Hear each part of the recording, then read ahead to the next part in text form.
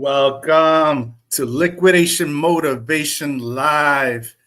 Thanks for joining us here today. Before we start, I just want to talk, give you a little bit of housekeeping.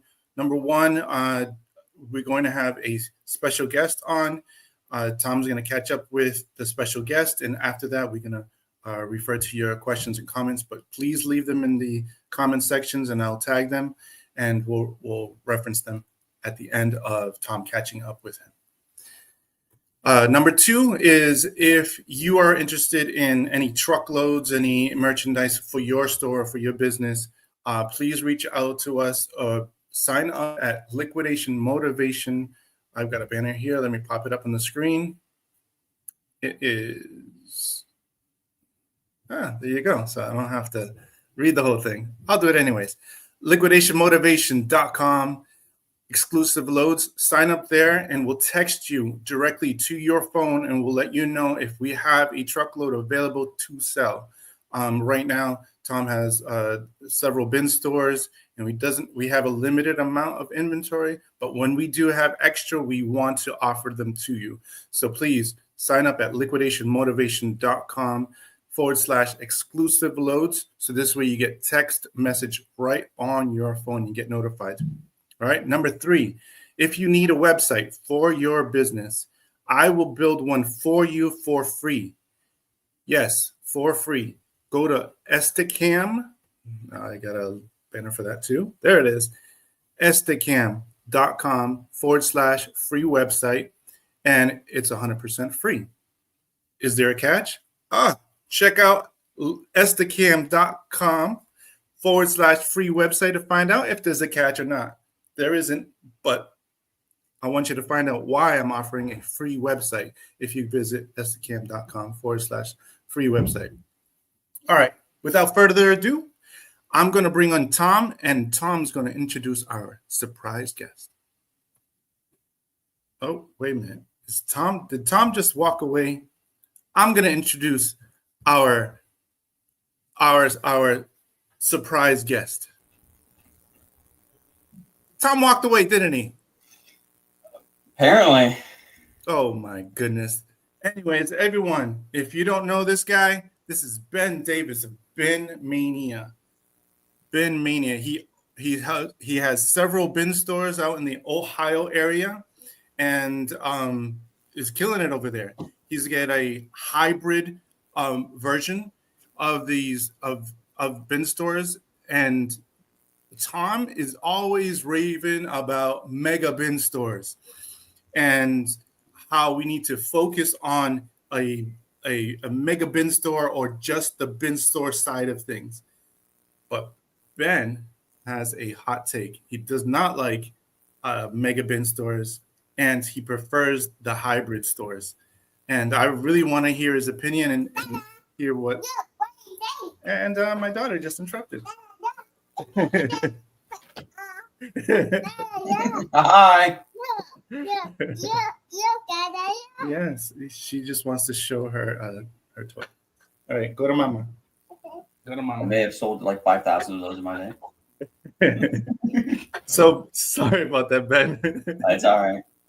So tell me more about. I would love to know more about how you started because you're pretty young. You're a young dude. What made you get into the bin store model? So honestly, 2018, I was working for a different liquidator. That's literally like maybe 2 minutes from my house. And I worked for him for about 2 years or so. During that 2 years, I started buying pallets and then selling the pallets out of my garage, then moved into a local flea market. October 2018 comes, fast forward to story, October 2018 comes, and he comes to me and says he's going to let me go. Financials weren't there. He had his reasons, right? So I said, okay, it is what it was. So here I am, driving all around Newark. Like, what am I going to do next? What am I going to do next? What am I going to do next? And it kept dawning on me that I don't want to work for anybody. Like I am so tired of the rat race, working for somebody, building somebody else's dreams and just pushing this guy, right? Because like I would be on the floor of his store and he'd be like, hey, you've been out of the back room for 2 hours. But I'm like, yeah, but I just sold you $700 worth of merchandise. And I loved it, right? And those type of things were showing me that being in the back room of this guy's store, being the grunt man isn't where I really wanted to be. So when he let me go, I went over to the guy I bought my first pallet from. And this guy changed my life literally overnight because he gave me an opportunity of a lifetime that really nobody else gets. I literally handed him a pretty half-done business plan. And I was like, hey, this is my idea. This is what I want to do. I need a little bit of money to do this. Can you help me? Right? So I need $3,000 to pay my bills for the next couple of months, and I need $10,000 for inventory. Can you make this happen? And he was like, done. If you make it, pay me back. If you don't have to pay me back. Wow. That's where the opportunity of a lifetime came, right? And I'm like, okay, cool. But he said, the one thing I do want, though, is I want to be your number one supplier for at least the first year. So I'm like, okay, that sounds fair, right? First year comes on. By the time we're done, I've spent over $300,000 with this guy. So definitely it's a good investment on his part. And we still do a little bit of business to this day and still talk to this day. But I actually ended up outgrowing what he could supply and what he could do. So, I mean, that's really how I got into it because October, let go. November, opened up my first store. And it's just history from there. And that's awesome. Have you ever seen that meme where it says, hey, if you work really hard, and you put in all the hours and all the sweat and tears and blood, you will make me another $1 million, and I can buy myself another Lamborghini. Yep. Have you seen that meme? Yes. And it's like, where's my Lambo? I'm gonna make my own Lambo. Let's go. Exactly. And Let's that's what you did. That's what you did. Yep. Yeah. Tom, have you seen that meme? I have seen that meme. I certainly have seen that meme. I just want to say, hey, good morning, everybody. Thank you for coming on the live stream. And Ben, it is fantastic to see you, buddy, man. Ben is one of my favorite guys in the liquidation business. We've done some boards together. We've done some business together. He inspires me. I love what he's doing up there in the North Country. I can't stand the cold anymore. I went up there this weekend. I don't ever want to go back. But hey, I love you, Ben. Thanks for coming on the show today. Thank you for having me. So yeah, I mean, talking on that, it's 100% true. I mean, I tell all my people, like, learn what I do and start your own damn shit. And you can leave me anytime you want. Take every secret that I've told you, because I tell the world anyways, and go start your own business. I got employees that are leaving me right now, buying pallets off me and doing whatnot. I'm like, fine, because it seems like there's a plethora of people that will work for me and come be in my warehouse. Go do something better, guys. Make your life better. Don't work for me. You ain't making shit with me, And so I encourage people, always to learn. And once you learn this business, go do it on your own. So I'm with you 100%. And Ben, you followed that practice. You did that. And that's exactly the dream that we talk about every day on this channel, man. That's exactly the dream that we talk about. It's interesting you started in a flea market because, I've done the flea markets for a long time, and when I first moved to, it's actually pretty funny about the flea market though, right? Because this flea market wasn't your traditional flea market. Let me tell you, it was a bowling alley that somehow this guy got the keys to. That was when you walked in there, it almost looked like you're going into like a one of those like makeshift haunted houses almost. It was sketch, but it was on the busiest road in Newark, Ohio. So he was like, "Hey, we're gonna open up this front old bar." And then we're going to have everybody else out in the parking lot of this sketch flea, of this old bowling alley. They're trying to turn this sketch flea market. But it's the craziest thing, though, because relationships can happen in the wildest of places, right? Because the guy who did that flea market is now my district manager for all of my stores. So it's like he had the hustle mindset. So now he brings that hustle mindset back into my business and absolutely works 100% harder than anybody I've met in my life. But I'm like, that is just wild on how things just, flow through. Yeah. If I could give my advice on relationships, it's you give more than you take, man. For everybody you meet, give more than you take. And it just comes tenfold back to you, man. It just, even like I mean, listen, I got to get my money. I got to get paid, but I got to help you with everything that I can do. And you never know who's going to be your partner down the road, right? I mean, you did it in your bit and working for the other guy, and that, you know, he became a trusted supplier. And, you know, this is just how the world works. There's so many people. They're all about me, me, me, me, me. And, you know, you can only deal with them for a little while, and then you got to move away from them. But people that are give and take, man, I'm telling you, that's how you build the relationships. There's always these. So what I tell like all my managers and stuff, I was like, there's people that you really, really want to take care of inside of your store, because those are going to be your right-hand man, right? Those are the people that you want to invest your time, your energy, and what we're going to invest into as a company to try to get them to grow with us, because those are the people we want to see around for a long time. And then there's those people that you're just like, gotta cut it and move. Yeah, I agree, man. I agree. All right, so you started in a business. So what kind of store business did you start with when you got into the liquidation business? So when I actually started, it was in a little 3,800 square foot store, but I tried to do a bin model to where we would price each item and it would be in each bin, right? So it was like 10, 5, 3, 2, 1 bins all throughout the store. Very quickly, I learned that it's way too hard to keep up with that. Way too hard to keep up with that when you have different bins priced in different areas, because now you're going to have to price every single one of these items. And when you're moving a ton of items every single day, it became very, very obvious that it was going to be almost impossible to keep up with this as we grow. So then we moved straight into the straight bin concept there for a while, where we were just doing, you know,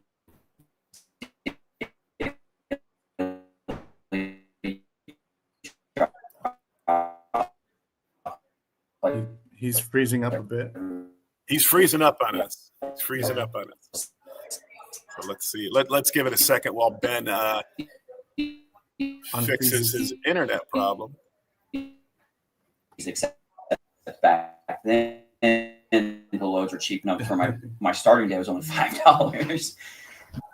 There we go. Now I can see you guys again. Okay. We good? Yeah. You froze up. Awesome. You froze up a second. Okay. Yeah. Awesome. Yeah, that's why I was like, oh, wait a minute.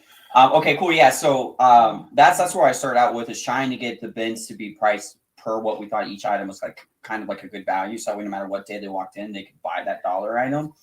But it quickly was shown that it's too much work on the back end to be able to do that.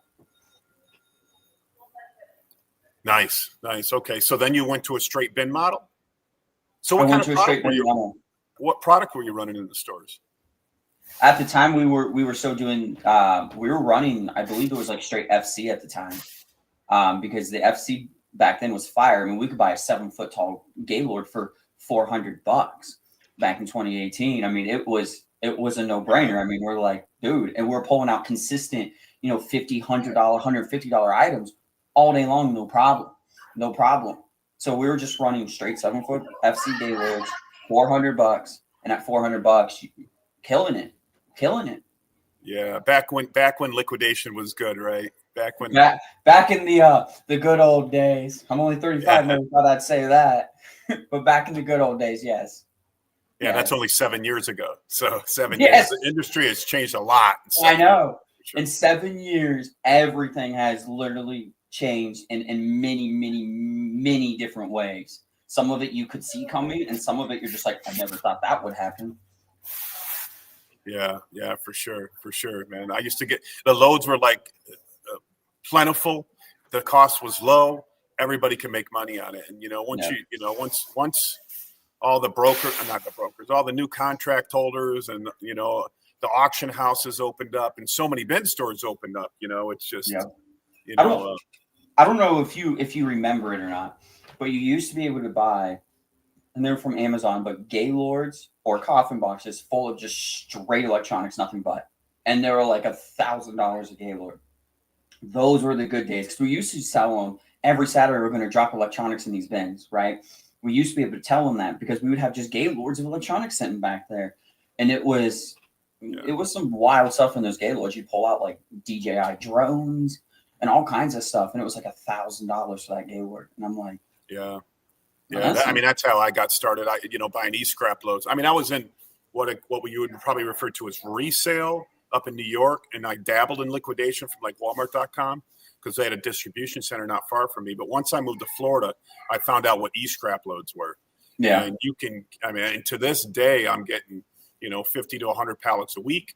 And it is just, I mean, it's not as good as it used to be, because I remember the days where, it always seemed like the bottom had better stuff in the top. Like the top might have been picked, but then you get to the bottom and there'd be 20 iPhones in there, brand new in their package and stuff like that. Yep. I just love that. I mean, you're just jumping for joy, both on the inside and the outside. Yeah. I mean, we talk about home runs a lot in this business. When you buy a pallet that's just like gold, back then you could hit a home run all the time. It seems like now the home runs are, the loads are, I mean, Amazon is getting smarter and smarter and smarter at how they process their liquidation loads and donation loads and all those loads, so they know where the value is in these pallets. But back then it was just like the Wild West of liquidation, and you can make a lot of money on it. And listen, I was in a flea market for years, and then made them, some guys came to me, said, "Hey, I'm going to hand you a whole bunch of money. Let's go do a store." I mean, now 5 years later, the store is closed. I wish I never done it. I wish I would have just stayed on my own, but yeah. I mean, it's part of the evolution of the business, right? So you open your 3,500 square foot store, and you're doing bins.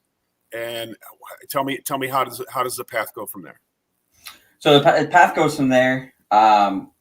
Really, I'm just selling stuff every single day, and I had a lot of customers come to me and say, "Hey, I would like to get X from you because I don't want to go to anywhere else to buy it. I really like enjoying coming here, supporting small businesses."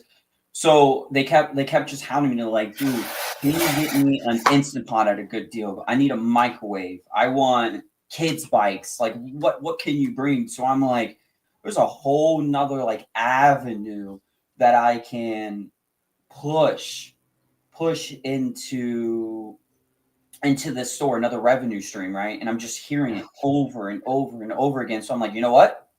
I'm going to try it. So I bought a smaller lot, LTL load, of some just different general merchandise that was a little too expensive to put in the bins, but would work on the shelves. And it killed it.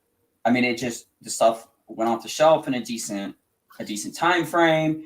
It was making me good money. So I'm like, okay. The bins were bringing in the traffic. The shelves are bringing a little higher profits. And I'm like, that's interesting. So that's where I kind of grew the store from there. And that's where I really, really, really focused down on was that particular model because of customer request. Okay. That makes a lot of sense. All right. So when did you go from one store to two stores? Or did this store just stay 3,500 square feet, or did you expand it, or how did that work out? So it's actually kind of a long year story, right? Because you said a guy came and handed you a bunch of money to open up a new store, right? Well, we were right at COVID time, hitting right about that time. And one of my good customers ran a corporate job for years. He lost his job due to COVID.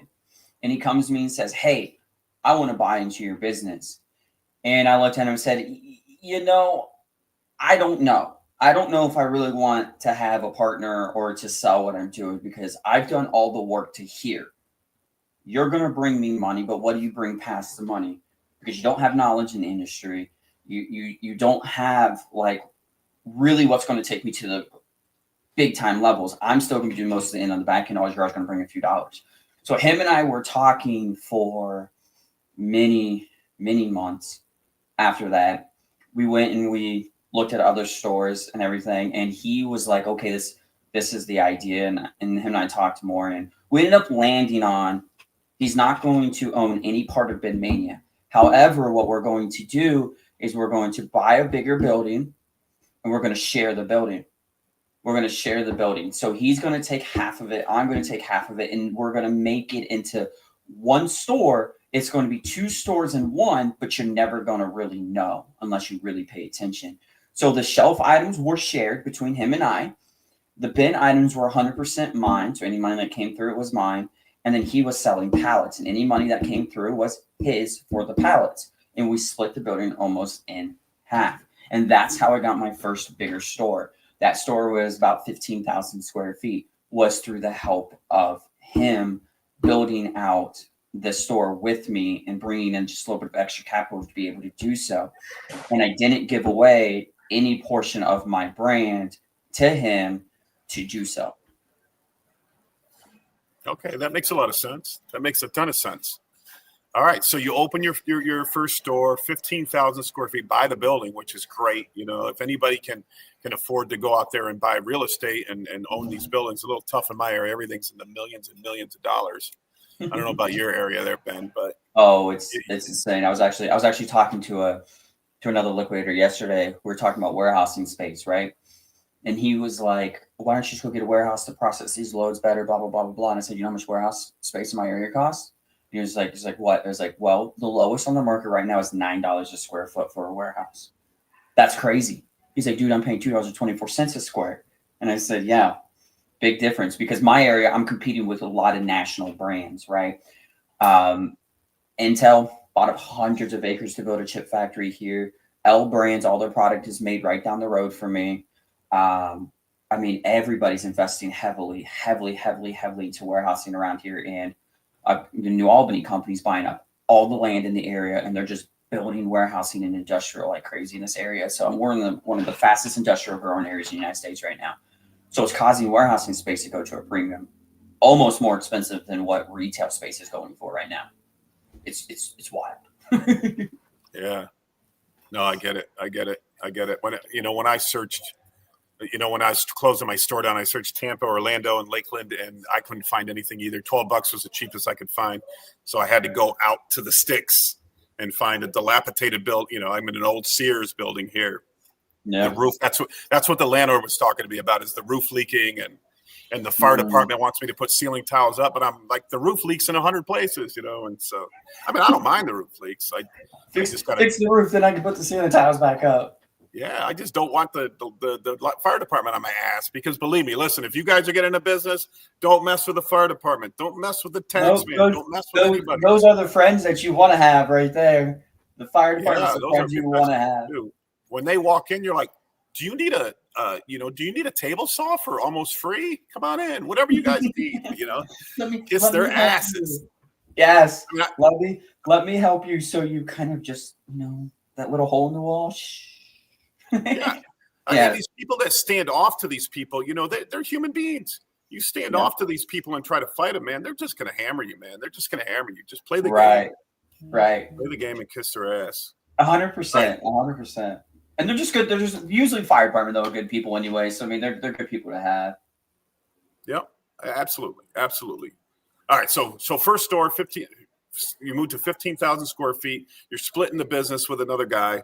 Where do we go from there? So where we went from there is he actually ended up going out of business on his end, and he sold me all of the assets that he had for Palisades liquidations for literally $1. So here I am sitting here, and he's like, "Dude, I just got an offer on a corporate job making $150K a year. I don't really want to do this business anymore. Like, it's not as profitable as I would like it to be." And he wasn't a businessman, right? Because he would sit there and say, "Man, I haven't had a day off in 2 weeks." I'm like, "Welcome to entrepreneurship. Like, what do you want me to do about it?" And he's like, "I haven't been able to take vacations." And I'm like, "Again, welcome to entrepreneurship. Like, I don't know what to tell you, but it's all about the hustle, the flow, and you got to push. You got to put in those hours." So he hated it. I'm going to be straight up. He hated it.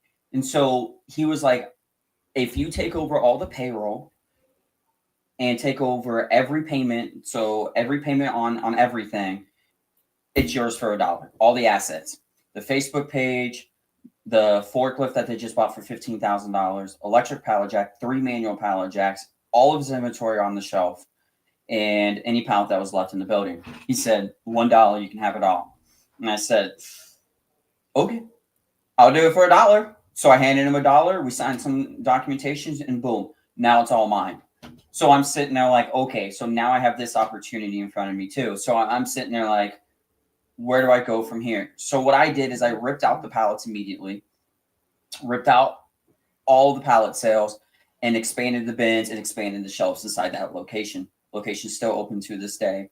And then from there, where we went from there is we were just, looking around, and an opportunity came again, came knocking on my door, because I've learned very quickly that business is all about timing, right? It's all about timing. When the time's right, it's going to happen. You don't really need to like force a whole bunch of stuff because when the time's right, it's going to happen. So I looked at the space a couple of times before, and it was in a shopping center called Southgate. And Southgate Shopping Center is the #1 shopping center in Heath, Ohio. It's anchored by probably 15 national retailers. I mean, you got Giant Eagle in there, you got Petco in there, you got AutoZone in there, you have Comfort Dental in there. I mean, all these national retailers are in there. Well, they started separating this old Big Lots that was in there because Big Lots moved at this time about 5 minutes down the road and into an old Toys R Us. And so they're doing this construction on this building, and I noticed that they're splitting it in 3. They're building a thrift store on the front part. The middle part's completely vacant, and the other side is a Spectrum store. So I'm like, ooh, I wonder if there's opportunity there. So I call up the landlord at the time, which was Phillips Edison Group at the time, and I'm like, hey, what's going on with the space? What do you want? And they say that space needs a lot of work. There's no HVAC, no bathrooms. Electrical needs some work done to it. We're not putting any money in that space because we're looking to sell the property. Whether or not we have that space filled or not, the property is going to sell for the same amount of money. So we're not dumping any money into it. So I'm like, okay, what if I put the money into the space? What can we work out if I put the money in the space? So he's like, well, what do you want? So him and I started talking a lot on this particular space and said, well, it's probably going to cost me upwards of $150,000 to get this space open, ready, right? That's sanding down the floors, that's expanding the dock in the back, putting the HVAC systems in, building the bathrooms, all of this. So after about a month of talking, we land a deal. So he says, if you do all the work, we'll give you 2 years free rent on this building right off the top. On top of that, you're only going to pay $6,500 a month. That's gross lease. So that's $6,500 for, I think it's 13,000 square feet in that area. Way below marketplace, $6,500, and we'll give it to you for 6 years, the total lease, 6 years. And then on top of all of that, you have a right to renew at that rate for as long as you want, as long as you stay in that space. I'm like, yeah, for $150,000, we're going to do it. They sold it. They sold it to the property. They sold the property. New manager calls me up one day. He starts taking me lease, and he's like, wait, what? He's like, you're paying what and what? And I'm like, yeah. And he's like, okay. Because he has to honor it. He doesn't have a choice. He has to honor it. And he was just like, okay. And I'm like, $6 a square foot. Yeah, that's a steal, right? It was a steal, but it's not triple net. It's gross. So there's no triple net involved. So I'm not paying any common area maintenance fees, nothing. It's all in $6,500 a month. And I'm like, that's a steal. So now from there, I went to go look at a mall space. Zanesville, Ohio is about 45 minutes, 50 minutes away from my Heath store. And I'm sitting there, and I went, again, this is where I believe timing comes into play a lot, right? So I went and talked to this mall twice before we finally landed a deal. And this was probably years over it. And both times they were like coming in stupid high. I mean, like way too high. Like they're thinking the mall that they're in is worth $1 million in gold. I'm like, you guys are too high. We got to get realistic on what you're bringing. You're not an A grade mall. You're more of a C grade mall. Granted, your mall still looks nice, but you don't have a lot of national retailers inside this mall anymore. A lot of them are gone. Sure, you still have all your anchor stores leased, everything like that. Not a bad mall, but I'm like, they were asking upwards of, because it's 21,000 square feet we took over, and they were asking upwards of 15, 16,000 a month for the space all in. And I'm like, and it was a triple net lease. I'm like, no, just absolutely no. And so finally, third time comes around, and instead of me going to them, they come to me. And I'm like, oh, now you want to talk game? Let's talk game. So we started negotiating all of this, and I'm pretty sure I know why they came to me this time. But we started talking. They actually sent this guy from New York, their corporate, out to come talk to me and to, visit my other stores and see if it really would be a great addition to the mall. So he visited my other stores, said yes to be a great addition to the mall. So after, hitting, and negotiations, we finally figured out a spot that worked for us. And I'm like, this is going to work. So I jumped in. At the rate they gave me. I jumped in, and the rate that they gave me was like 12,500 for 21,000 square feet. But the kick to that though is the mall is master metered, right? So I'm like, how do I know that I'm actually getting charged the right amount of electricity? Like, because all I'm doing is running lights and stuff, and the restaurant is running all kinds of equipment, and they're like, fine, we'll include electricity in that rate too. So I'm like, okay, cool. Gross lease, 12,500 out the door. I'm like, 21,000 square feet, beautiful. Let's do it. Found out though, 2 weeks after I signed the lease, Bath and Body Works is leaving the mall. I'm like, that's why. I guarantee you, those anchor stores had tenancy clauses in their leases, and they're about ready to lose a lot of money if they didn't get the occupancy rate back up in that mall. Guarantee you it. And that's why they're like, we'll take a hit here to not take a hit here. And I was like, timing is everything. There's where your timing comes into play, right? I'm like, there you go. Yeah. Interesting.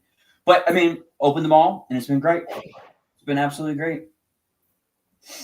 So that's yeah. No, you're 100% right. I mean, I work so many deals, and then you just walk away from them, and owners are bipolar, man. Bipolar. One day they're too good for you, but eventually 3, 4, 5 months later, they're going to come back and say like, hey, you think we can work this deal out, and drop their drawers. I'm doing it right now in this mall. They want me to move to a 80,000 square foot space from 4,000 to 80,000. Oh yeah, I'll do it, but hit my price, and I'll do it, right? And I'll do it. No, We're not going that low. Okay, fine, and I won't do it. Right? Let us sit vacant. Like, it doesn't hurt you, and he also doesn't hurt them. And it's you just every month that goes by, they got to pay their bills. And when they say, "Hey, we're not making enough money, and this space has been vacant for 8 years," maybe we should let Tom have it, and it's going to happen. I hope they're not watching this, but I don't think but it's going to happen. 100%. Give me that space, and I'll share the details on how much I mean, it's going to be like $10,000 for 80,000 square feet. Don't get me wrong. I'm in a very small town, but I got a town 30,000 people, like 7 miles away, and then a town 100,000 people 25 miles away. So that's where you can get steals of a deal. Oh yes. Awesome. That's awesome. I feel like malls are, just wide open right now. That since all the anchor stores are leaving all these podunk malls, that you're getting them for super cheap now.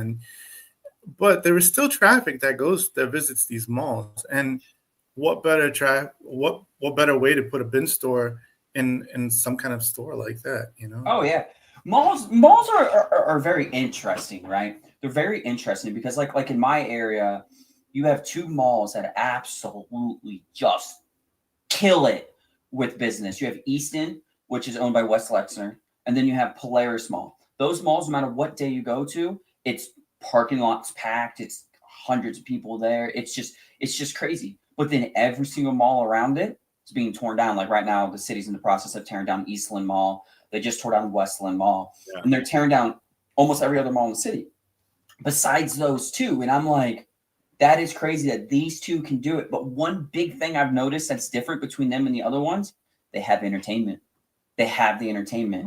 Like you go to Easton and they have, Penn's Mechanical. They have movie theaters. They have a ton of restaurants. They look for, first to the area stores that are doing really well. I mean, they did bring in entertainment with shopping. And that's really where I see the malls growing, like Polaris, when Kaufman's, I don't know if you guys remember the department store Kaufman's, right? Back then, they tore down the Kaufman's department store and they built an entertainment center outside where that store used to stand. So now there's Dave & Buster's inside there. There's all kinds of different restaurants like the Cheesecake Factory and different things. But it's like malls are very, very interesting because some of them are just like blowing up and then other ones are just going down.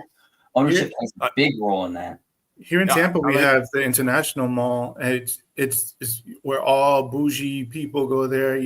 All the rich bitches go there. It's like, wow, like it's amazing when you go there. But then you go to Esteban, if I can interrupt here. Sure. Literally across the street Across the highway, we got International Mall, which you can't move in, and then across the highway is West Shore Mall. And I was about to say that. literally 4 miles away. And Yeah. I walked through that mall. There's 20 people in the damn mall, and it's a beautiful mall. Yeah. It's a What is the other mall doing different than what that mall's not though? Yeah, That's- I think they just get on this slide path where they just die, man. And then if they're not being creative and like you said, bringing in this entertainment, people just don't want to go to them. You know, they just don't want to go to them. So malls are good. There's a lot of great malls out there. If you look at what Ben Sherman is in, he's one of the best malls in America with a bin store, which is incredible. You know, not a lot of malls will let you in. And you know, we were just approached by another mall the other day to open up a new business. I don't know if Ben froze on us again, so I'll keep talking. No, I'm good. And you were awfully still there for a second. I'm getting a crap ton of text messages at the same time. So you mentioned that another mall came to you, right? So I actually had the same thing happen to me. It was for a different mall, and it was Ohio Valley Mall actually. He walks into my Zanesville store, starts talking to the manager, gives him his phone number. I call him up and he's like, "Hey, so this is a national chain, right?" I'm like, "No, I have 3 of them and this is just me." And he's like, "Oh, I thought that was a national chain, dude. Like that store's really nice. We'd love to bring you into our mall." And I said, I just built this place. I'm not looking to put any more money into like a new store just right this second. And he was like, "Well, maybe we could work something out. Let's work something out." But he went into a great point though that Tom, you just hit a little bit. He was like, "Yeah, we're getting very, very, very aggressive right now because it is a sliding point." He said, "Once a mall starts losing tenants and different things, it's just a downward spiral from there, right?" So he was like, "We're getting so aggressive. We just signed a brand new movie theater on. We just signed a Burlington Coat Factory, Boot Barn, the world's largest retro video game store, and like 3 other stores inside that mall." It's like we're getting extremely aggressive because we will not go downhill. We're making sure that we don't. And I was like, "Oh, interesting." And then they have a hotel literally attached to that mall. So I'm like, that's just interesting that he would say that because he's like, we're going to make sure we don't fail and we don't go the path of other malls. And that's why we're getting extremely aggressive. I'm like, and also if I can explain to everybody who's watching right now is that there's 2 type of malls out there. Okay. I want to explain this.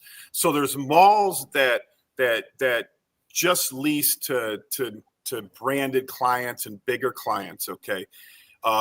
And they normally, wouldn't let a bin store in there. But then there's malls, and they could be A malls that have what they call a specialty leasing section. So what the specialty leasing section is it's local, typically local owners, local businesses that are temporarily in a spot until a national client signs a deal with them, right? If you're a part of specialty leasing, which is I recommend to everybody, you can stay in there as long as no national client comes in, but you can hammer the shit out of that business while you're in there at a very discounted rate where the national client might be paying 10x what you're paying, but they just want to fill that space, pay their carrying costs for that space, and then just have that income, which is normally the common area maintenance. What does it cost them all to keep a store open? Common area maintenance, insurance, and maybe some utilities because they do keep the lights on. So you at a specialty leasing, you're just coming in and covering those 3 costs for the mall. That's all they care about covering. They hope to make a little more money on that, but any money above those 3 costs is negotiable. So right now we're signing 2 deals. Well, we're working on 2 deals in 2 separate malls. This mall you couldn't get into before, but now it has a specialty leasing department because they just sold the mall. And now they're like, "Hey, I don't know how long you can be here. It might be 6 months. It might be 5 years. It might be 10 years. But you can come in here for this extremely discounted rate to fill the spot, to help them pay their costs, and you can own the business here." And I'm like, I'm in. I want to do it. It's 8. I'm looking at 2 spaces right now. They're both 80,000 square feet. 80,000 square feet. And I can tell you, once I sign the deals, I'll tell you how much I got them for it because I want other people to do the same thing elsewhere. But I don't know. I don't know if we're just going to get too many people in the bin store business. But I'm loving these XL stores right now. As long as you can get your inventory, I mean that's the hardest thing. But 100%. Long I as you mean, get so right. so yeah. So when it comes to leasing though, like even if you see that mall has a lot of different like vacancy in there, you could do the specialty leasing, right? But you can also get them to write in the clause that, hey, if they want you to move, they have to provide you with an adequate space for you to move. So that way they're not just, signing you because Billy up the road will pay them $1,000 more a month than what you're paying, because you don't want that to happen, right? Because it's like, why are you pushing me out for Billy? I can understand why they'd push you out for like a national chain that's going to bring them a lot of exposure. But that's why when I look at specialty leases, I'm always looking at, okay, I got to make it just a little bit harder than, hey, we want to put Billy in here for $1,000 more a month. It's like you have to have an adequate space that meets my needs in order for me to move. And if they can't, buy me out of this lease at that point. So there's a lot of different ways you can work specialty leasing, man. And malls are one of the people that work with you the most because, well, they need tenants. It's what they need. They need tenants. And I'm going to tell you, when I started researching my big store, my 110,000 square foot store in Lakeland, Florida, there was a Sears in the same mall empty. That had been sitting empty for 3 years. So we approached the Sears and the Macy's to get one of the stores. I had that store for 5 years, and now it's been closed for a year and a half. So for 9 years, that Sears has been empty, and they've been paying the CAM on that building for 9 years. And you can find those, so getting into these big spaces, I think don't get me wrong, you can get kicked out in 3 months, 6 months, whatever, but you might be there for 5 years, might be there for 10 years and really be able to hammer the profits out while you're in there. So 100%. 100%. You just have to know what's worth the money. Like, if that space needs a whole bunch of work, is it really worth signing that temporary lease or not? You really have to do the judgment on the back end of it when you walk these spaces, right? Because if you go through an old Sears and, like you said, like if the roof's leaking in 1,000 different places, it's like, are you going to fix that roof because I can't have water on my product or in my back room? I mean, you really got to look at, does the end justify the means? And 99% of the time, I would say it does. Which is really, really, really convenient when you're looking at just starting the business, right? It's one of the cheapest places to start a business, honestly, is in your local mall. Yeah. And people seem to be scared of the mall. But listen, find out if your mall has a specialty leasing place. Talk to those people. They will. I mean, they're going to hit you high to start. They're going to try to maximize as much money as they can get. That's their job. And just tell them, no, that's too much. No. And that's why you have to come in with an educated mind, right?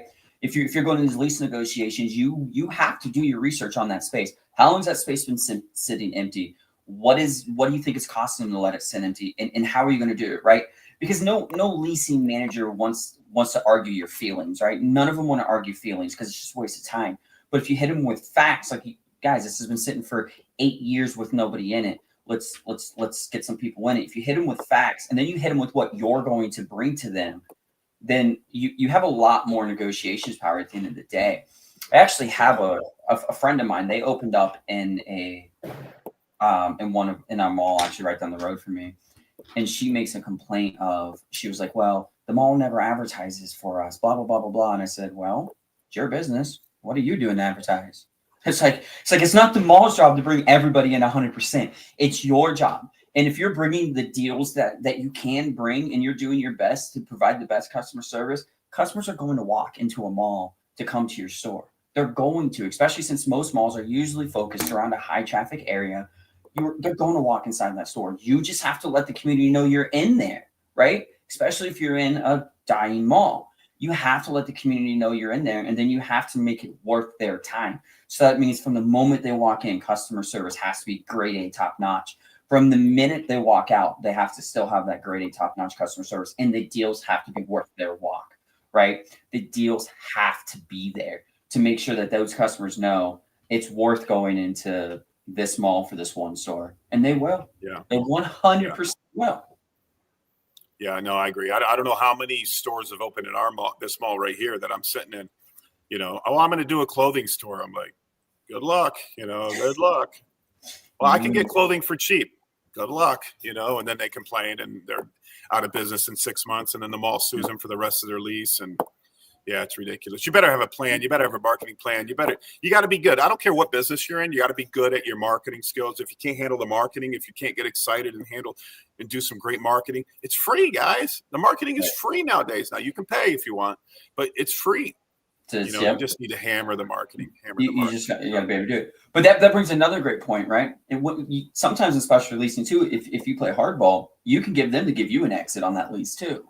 Where like, hey, if you want a 90-day clause, I want a 90-day clause.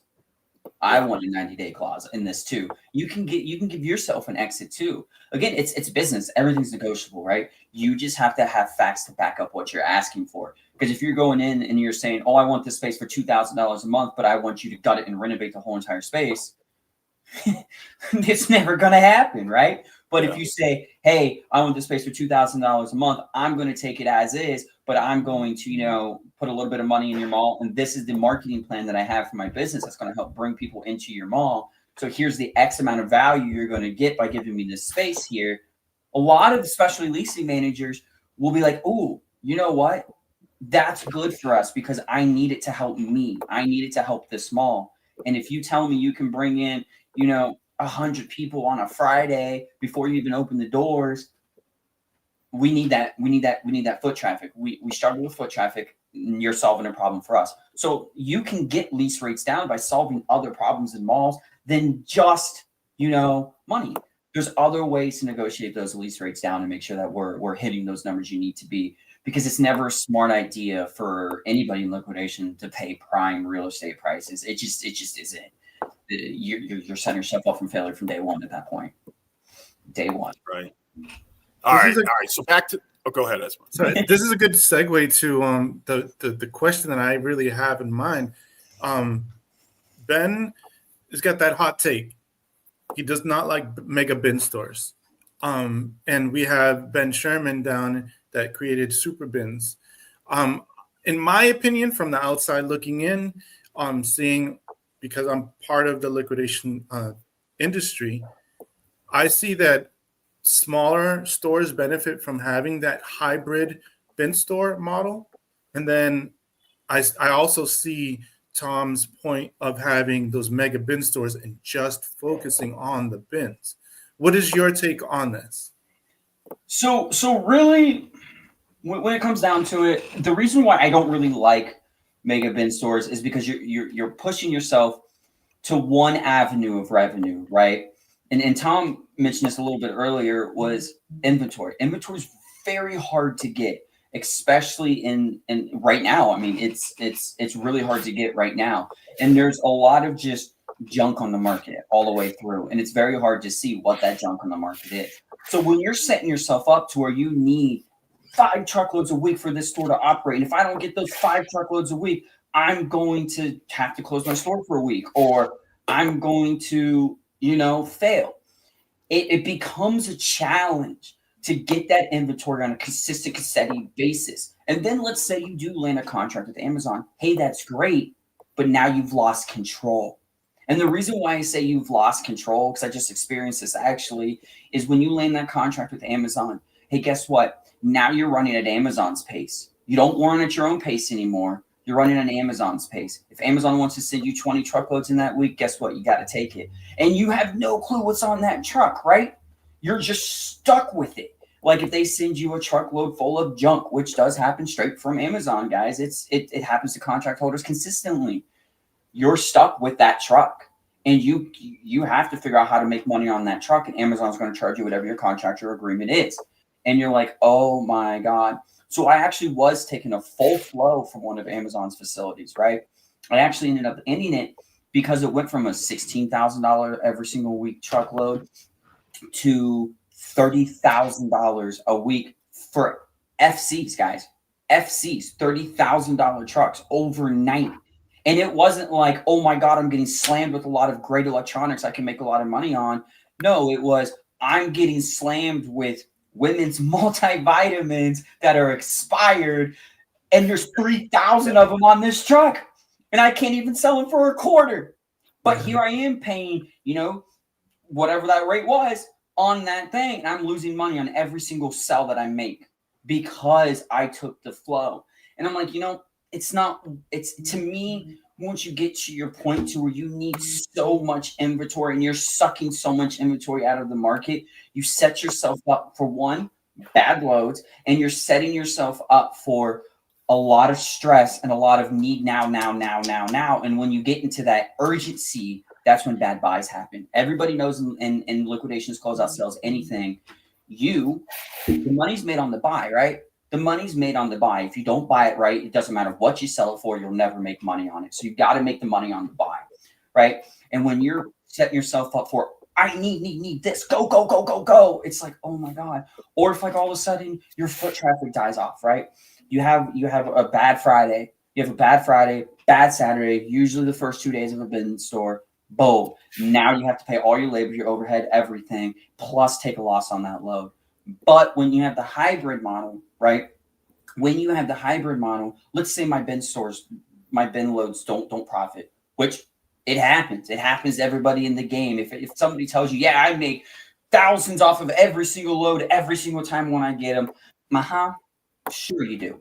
I don't buy it. I just don't, because there is some loads out there that you're just not going to make money on. It's just going to happen. Mm-hmm. And when you have that, well, guess what?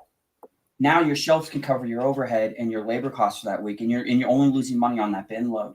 Or, hey, if someone comes in your store and they're like, I really don't like to dig through these bins, that's fantastic. Have you tried our shelves yet? We got some great deals on these shelves, right? Now you have it.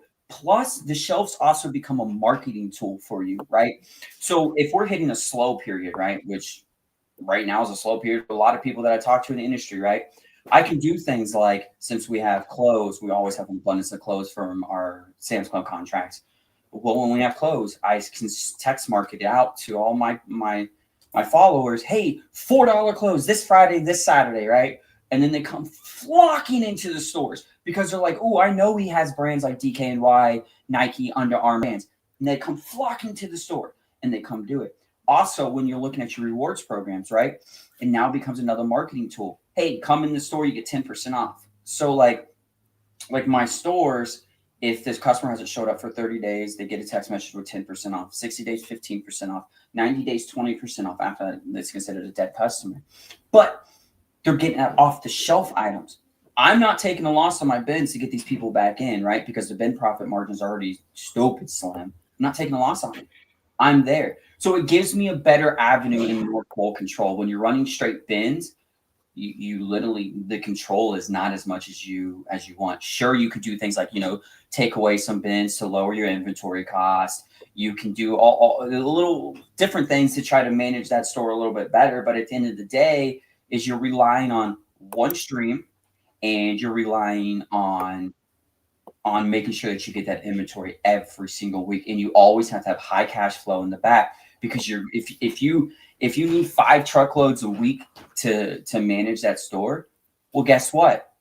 You're going to need 5 trucks on the back burner sitting in a warehouse somewhere to make sure that you have it. Now you're adding storage costs. Now you have to just sit on that capital that you can't do anything with because you have 5 truckloads on there. And if you're, depending on how much you're paying for, those 5 truckloads could be easily $100,000.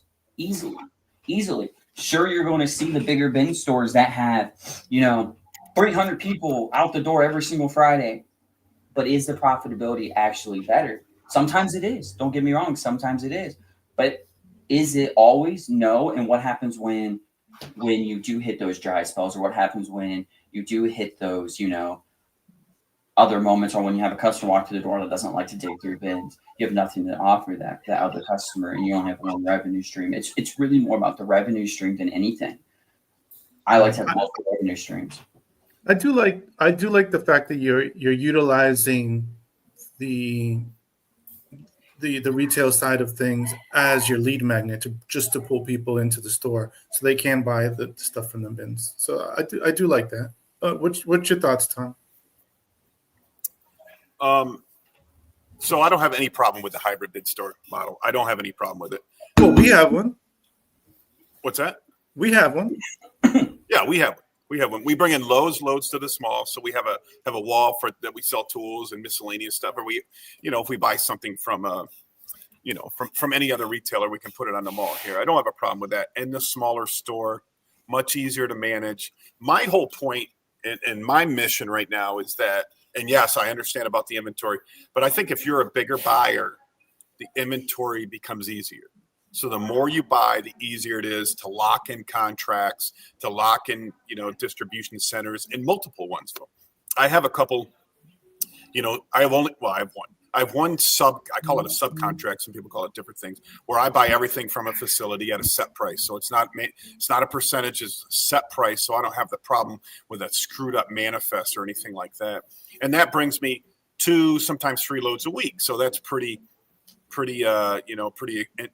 that helps my inventory. But if you have these mega stores and you go to big distributor A, like let's say a liquidation.com or a B stock, they're going to put you ahead in line. I mean, I think that's what's kind of hurting the industry is, like Black Friday comes in and buys 30, 40, 50 loads at a whack. And they buy the best loads at a set price. And what's left over at the bottom, they offer to the small bin stores. So it's been my goal to either through my own work become a big buyer myself, period. But what I've done is I've teamed up with other buyers, good sized buyers. I could buy 5 or 6 loads a week, and we pool together and we buy together. And that's what's given us some good buying power. So, my whole thing about a big bin store, I want to open a 150, 200 bin store. And it's so easy to run the bins.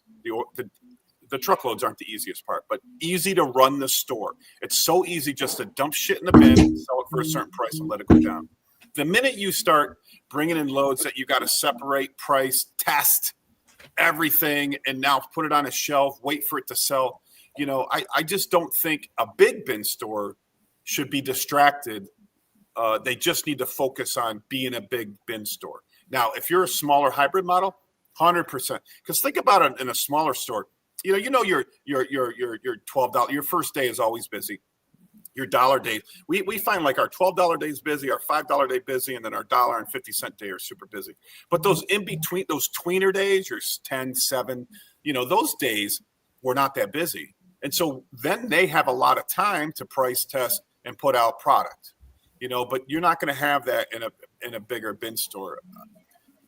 I guess you could.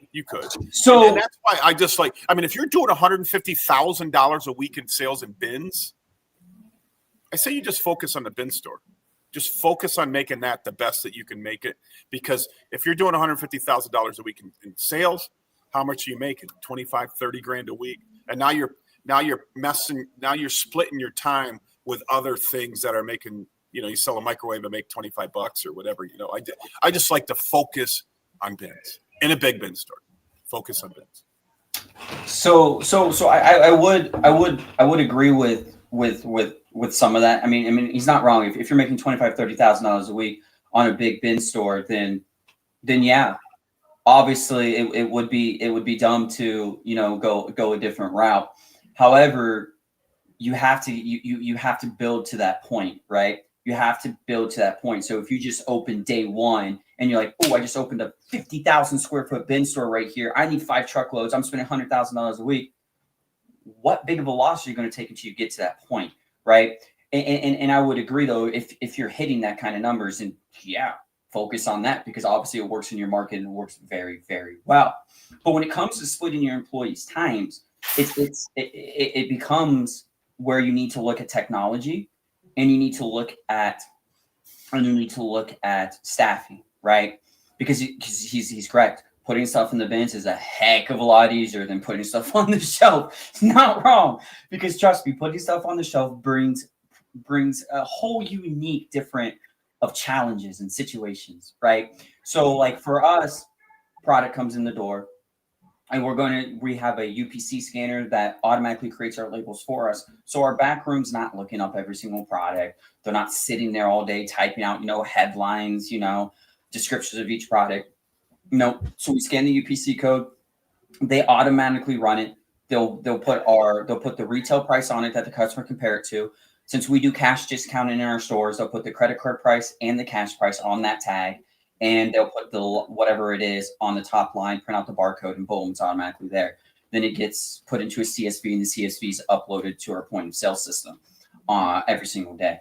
So it's all about managing your points, right? And then the back room, when you need to refill your bins, comes out on your whatever day you refill the bins and helps refill those bins. And then once the bins are refilled, they move right back to the back room, continuously focusing on the pricing side of things. So Tom's not wrong, and I agree a lot with what Tom says, right? It really comes down to, are you able to achieve that goal, just like any other business, right? Are we able to achieve that goal? And I would say probably about 95% of operators are not able to achieve what Tom just said, especially right off the rip. First day in liquidation, it's very hard to do that. Now, once you get built to a point where you have enough capital in the back end and you're able to, land some different things and you're able to push and you already have a brand behind you, then at that point, it may be smart to invest in going straight into bins and maybe separating the two, right? Having one store, a discount store, and one store, a bin store, maybe putting them like next to each other to where they're two separate operations, two separate, technically businesses, but you're getting the same results, right? But I've also seen it on the flip side where when you look at what's going out of business, it's usually people who run straight bins. A lot of straight bins are going out of business because you mentioned like Black Friday deal. They lasted in my market for less than a year and had to close down. Every single bin store that's killing it in our area right now has some other form of revenue. Bid FTA is a huge one in my area, right? They have like, I don't know, 6 locations around this area. But what are they doing on the back end? They're processing their loads and they're doing auctions like crazy. So they have that second stream, right? So if you do straight bins in the front, I know, Tom, you did a video with a bin store that did like the rotating. They had like Nellis for the days. Yeah, yes. Yes. That's very impressive, right? But on the back end, he has those auctions for the second stream of income. So if you do straight bins, there has to be some kind of revenue or stream behind that that's also help feeding that company some kind of money, right? So whether it's you do the hybrid model and you put shelves in your store, or you pull and you put auctions out there for your customers, and you're now auctioning off some stuff from those bins too, right? When you do auctions and you do process these loads, you can offer a lower starting point to your bins too, right? Because all of them start at 7. I'm at 9, but they all start at 7, right? Because they don't need to worry about trying to recover 100% of that load because they've already pulled, 200 items for auction or 300 items for auction or whatever. So really, again, at the end of the day, it's not that I 100% hate mega bin stores. I just think that it takes the exact right mindset, and it takes a lot of capital, and it takes a lot of knowledge in order to land that perfectly. And I do not believe 99% of people who just get started in the business will be able to run it properly to where it's going to be sustainable. I think the hybrid model is 100% more sustainable in a long-term goal, especially when it comes to, space needed, all kinds of different things. There's pros and cons to both, I guess you would say, right? Yeah. There's pros and cons to both. I can see a situation where if somebody wants to start their first bin store, they have the money to do it.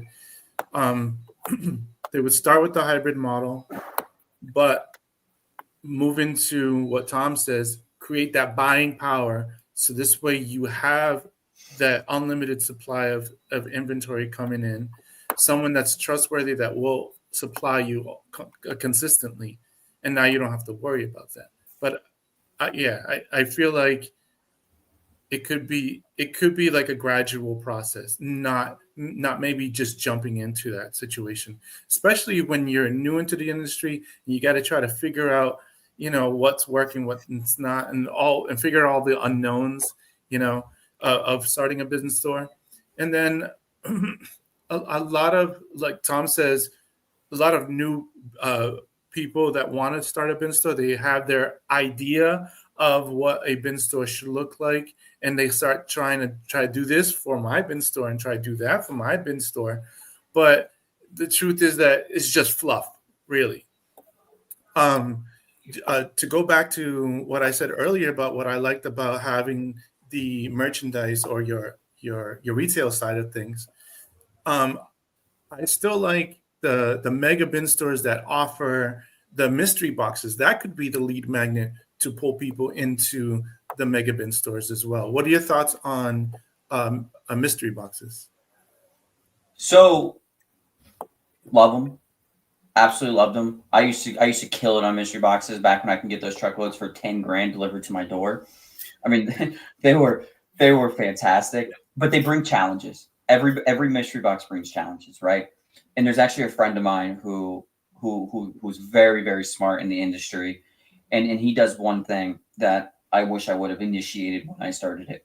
He guarantees the value in that box. He says, as long as you open it up in front of us at the store and it doesn't equal up to at least what you pay retail value, we'll exchange that box, which solves a huge problem. Because one of the problems I have is people would, buy the box, they'd go home, they'd open it up, and there'd be 2 boxes of Frito-Lays that they just paid $50 for. Oh, that's messed up. And they're like, what the heck? Why did I pay $50 for this? And I'm sitting there like, you took the risk. Like I told you, like we're very open and honest. When you sell mystery boxes, you have to be 100% upfront with that customer. Yeah. It's like playing the lottery. You might end up with some money at the end, or you might end up with a worthless piece of paper.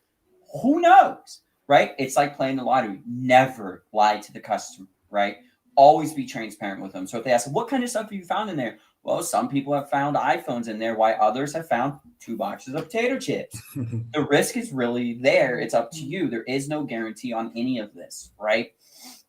And so that's where I'm saying mystery boxes can be a great driver if you find the right people. But the other problem you're going to have to learn how to combat those. If you put them in a straight bin store and your starting day is $9 and they see a $50 mystery box, they're going to be like, wait a minute, you advertised everything in the store $9. Why is that $50? Yeah. Right. Yeah, but there's definitely a learning curve. Yeah. There's a learning. Listen, how many times did you open a bin store and people thought it was $9 for a cart? Like come on. Exactly. No, you're going to get that. I've actually to explain that. Do I really have to explain that to you? So when we first did open, that's a funny story though. Funny story. When we first did open, we had these little black bins that were on wheels. We bought them off of a store supply warehouse. $130 a bin. Dude literally pushes the whole entire cart to our cash register, the whole cart, and says, "Here's $9." I'm like, bro, the whole bin's not $9. And he's like, yeah, but you didn't put each on that sign. Seriously, I thought it was common sense, but okay, I guess it's not. But it's wild. So no matter what you do, there's always a learning curve on how to sell the product to make sure that you're keeping that customer happy at all times, right? Yeah. No matter what you do, like when you sell iPads, one of the biggest learning curves with selling a liquidated iPad is it iCloud locked? Once it's iCloud locked, it's nothing but a paperweight. So you have to test that all the way down to iCloud lock, right? Because the iPad can be, 100% starting up just like it should. But once you get to the iCloud, it's like, oh, it's iCloud locked. Now it's paper, because now the customer can't use it properly. So there's learning curves on every aspect of selling in this industry, right? There's a learning curve for everything. So mystery boxes, learning curves, Apple products, learning curves, and as technology advances, the learning curves have to become more, because more and more companies are following Apple's guides. They're sitting there and they're starting to lock their products if they're not with the original owner, to cut down on theft and all kinds of different things too. So it's like the learning curves become bigger and more challenging by the day, honestly, because of this. So mystery boxes, they can be great as long as you sell them right. Tom, what do you think about the mystery box guarantee? I like that idea. Because I don't really give a shit, right? If somebody wanted to return it, I'll just dump it in my bins and move on. And I always move on from a broken product or broken whatever. Go get something else. I don't care. I just don't care. There's just too much money in this industry if you focus on the industry. When people get bogged down with that stuff. I mean, we have it all the time. When you sell pallets, somebody will say, "I got a shitty pallet." I'm like, "Well, you should have bought 2." And maybe they'd averaged out, but it does happen. I like the guarantee. I don't do the guarantee, but I like the guarantee. I think it's a good idea. I think it's a great idea.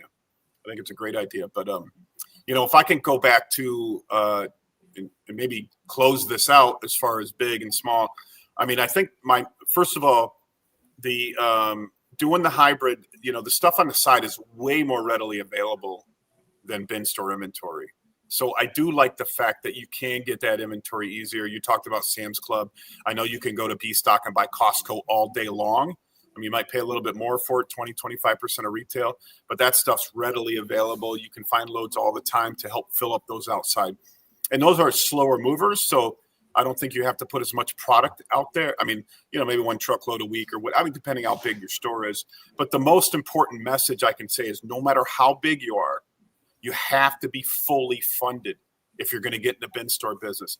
I blame all these failures on people that didn't have the money to be in the business. They underload their bins. They keep their leftovers in the bins, after the week is over. They make all these mistakes and then question why, I'm not making any money. I mean, I can put 2 bin stores side by side. One's not making any money and one is, and I can say, this is exactly why you're failing. And I can say this message every time. Load your bins fresh. Get rid of all your leftovers. Make sure you have enough money for 2-3 loads ahead. I mean, in our Atlanta, Georgia store, we are 3 loads ahead right now, which is $100,000. 3 weeks ahead, not 3 loads. 3 weeks ahead. That's $100,000 worth of inventory that we have sitting there. It's already paid for. That's ready to go into bins because you can't afford to not be ahead of the inventory. So if you're going to do a small bin store, let's say a $4,000 or $5,000, 4,000 or 5,000 square feet, you got to have $50,000-$60,000 there. You can't start this with 20 grand. You got to have enough money to be way ahead of the inventory, and you got to have storage for it. So these small bin stores who don't have storage normally go out of business within a short amount of time because they compensate for the storage by leaving extra stuff in their bins and and picking out all the good stuff. And if you're going to do the big bin stores that I'm talking about, you better have 300 grand. You have to have $300,000 to do one of these big bin stores. And if you don't do it. Don't do it. But if you can get that funding, if you have that money, I mean, my experience, they're successful from the day you open. You look at Ben Sherman's store. I mean, I was there. They had 260 carts that were gone in 3 minutes. And let's say everybody brings in 1 extra person. So that's 520 people right there. And there was 15 more minutes while people were coming in and couldn't get a shopping cart. So I don't know how many people they had, 700, 800 people, and it hasn't slowed down since. It hasn't slowed down. What's slowed down? Getting inventory for him, He's having a tough time getting all the inventory he needs, and that's the biggest roadblock. So also, let's say you do have 300 grand to open one of these stores, and you don't know anybody in this business. Ben, you and I put years into meeting people and to go into these trade shows and learn and meeting new people every time we go to the trade shows. Put yourself out there, be on social media. This is the benefit of my YouTube channel, is that people see that they know me as the YouTube guy in this industry, and then they want to come talk to me. And that is huge for me. So if you can't put all those steps together, I know a guy who's opening a 60,000 square foot bin store in Orlando. And I mean, I never heard of the guy. I don't know who he is, and I don't know who he knows, but good luck getting the loads, buddy. You're not going to walk into the door day one and people are going to talk to you. So it is tough. There's a lot of roadblocks in the way. There is a lot of roadblocks in the way. But if you put in your time, you put in your energy, you put in the effort, and you're fully funded, then I think the bin store, no matter, is a very good business for no matter where. I mean, I can say no matter where you're at. I'm in a town of 3,700 people. Something like that, and we make money every week in my 4,000 square foot bin store. Don't get me wrong. I got a warehouse right next door to it, but we kill it every week, and you guys can too. Everybody else can too, but make sure you're going to the meetings, meetups, and meet people in the industry, the people that got the loads. Make sure you're fully funded. If you're a little sketchy as far as you got enough money, don't do it. Don't do it. And that's why I'm recommending pallet sales for anybody who's getting started in this business. You can buy pallets at Amazon, Target, Amazon Mediums, Target. You can buy those truckloads pretty easily nowadays, and you can make money on those pallets. Start with the pallet sales, and then work yourself into the bin store once you're fully funded. So that's all I want to recommend today. 100%. No, I agree with a lot of that point. So it's definitely the funding. The funding is where it's at, because if you can't backstock, you're shooting the clock. Shooting the clock not only with finding the load, but getting the freight there on time. I mean, you're shooting the clock like crazy. So I mean, like you said though, I have 2 overflow warehouses, smaller ones, And that's so we can do things like that. We also, again, with the shelves, it brings a new challenge, right? Because like, since we have contracts, we have to take the seasonal when it's not seasonal time. So we'll hotel that until it's time to actually put that out so we can make top dollar on it. So there's a lot to it, but you kind of can look at that extra money you need, right? You kind of look at that extra money as it's like going to college. It's funding to learn. It's funding to learn the connections, the way to run it, the way to move it, because like a lot of new bin store owners won't know that you don't want to keep that inventory in the bins, right? They'll be like, oh, well, I can still see there's 3,000 items here and I can make some money on it. Yeah, but you're gonna kill your customer base because they don't want to see that stuff again. They don't want to see it again. If they see it week after week after week after week after week, good luck. They won't come back. Mm-hmm. Throw it in a grab box. You make your own mystery box. Throw it in a grab box. Throw it out. Sell it for $20 a box. Get some kind of money on it. Move it, because we do grab boxes with the leftovers. Some for $30. It's the size of an Amazon coffin box. Sell it for $30. We sell it every single week. So it's like, move it that way. Heck, it's better to dump it in the trash than it is to leave it in your bins, because everybody wants to see your product every single week. We had 30 pallets of bin store leftovers. I put an ad on Marketplace for free pallets, and within 1 hour, all 30 pallets were gone.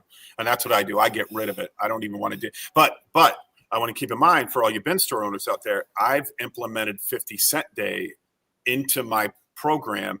So now I extract every possible cent out of my bins. So I have a 50-cent day. If anything's left over after 50-cent day, either I had too many of something or it's just not worth it, or nobody wants it. Nobody wants it. So that's why I move on from the garbage. I don't even put it. I mean, I get why people put it in boxes, and my business partner in Atlanta, he puts it in boxes. He likes doing that. I just want to move on from it. In my stores that I own 100% by myself, I throw the stuff away. I just move on. I used to do a 50-cent day, and 50-cent days can be really, really, really valuable.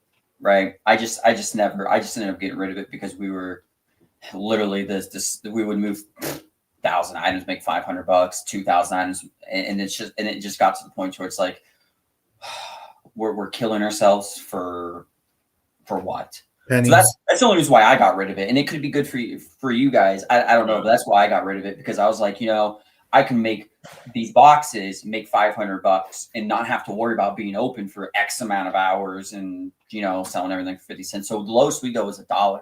That's it. And then after that, throw it in the boxes, move on. If it looks like trash, throw it in the trash, move on. We're not sitting there worrying about, we're not sitting there worrying about, oh, I could probably get 25 cents on this if I threw it in a shopping cart and put the shopping cart here and said 25 cents the next week. Nope. Throw it in the box. Yeah. If it's not good enough for the box, throw it in the trash, move on. It's not worth your time. It's not worth your effort to try to extract every tiny cent you possibly can out of everything, because you just overload your store with the same stuff, and then they won't come back. So maybe I'll preface that with saying, like, yeah, if you stop at $1 day, then I can see the value in doing the boxes afterwards. But if you do a 50-cent day, I think you've extracted the value and moving. Oh yeah. After 50-cent day, if it's left, it's left for a reason, right? It's probably a part to something that was in a box that somebody got that didn't know it, or it's an out-of-date political sign or something that literally holds zero value in it. And it's like, at that point, it's like, why are you wasting your time? Because at that point, if you make, I will say this, at that point, if you make a grab box out of those items, you're actually going to hurt your customer base, because they're going to be like, oh, I trusted you to build this, and all I got was 20 political signs in this whole entire thing. Like why would you sell it to me for $30? Like, you're just over here ripping people off. At that point, you're doing more harm than you're good. So it's better just to toss it in the dumpster. And heck, if your shopping center is like mine, even the stuff in the dumpster would be gone in 5 minutes from the dumpster divers. So, I mean, either way, it's going away. It's going away. And then it's like, okay, the dumpster divers took it. Now I have room to throw away the extra trash. They're saving me on my trash bill, so I still made money off of that. Let's go. What about this, Ben? Do you restock your bins throughout the week, or just dump and let it fly?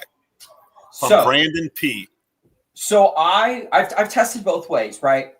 And what I do is Friday will be our biggest refill day. So we close early on Thursday, refill the bins, and then Friday's our biggest refill day. I will not refill throughout the whole entire day. Once we close on Friday, we do put more out in the bins for Saturday. And then after that, we just let it ride.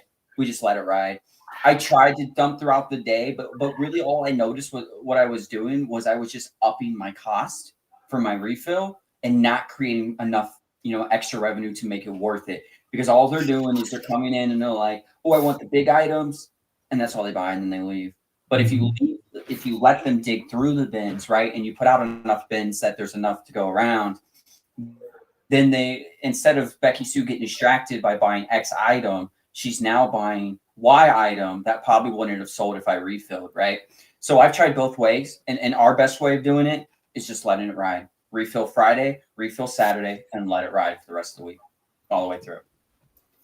Yeah.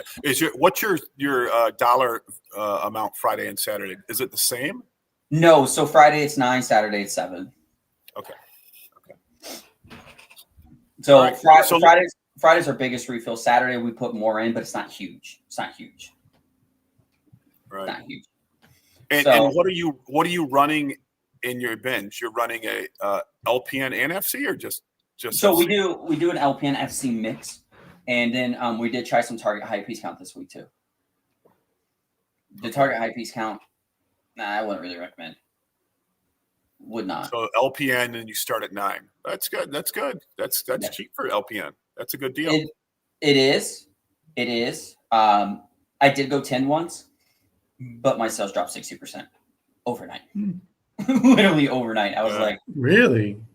Oh my God. Oh yeah, because we jumped. We did from 8 to 10. We did a pretty big jump when we opened up Heath to try to cover the added extra cost. And then everybody just, no, it's too expensive. I don't want to come here no more.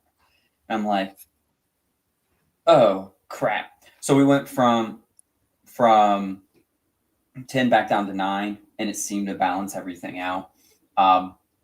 Even like the bigger players in the game, some of them were charging 14. Now they're back down to 10 in our area. So I mean, like, I think if you get too high, it kills the drive.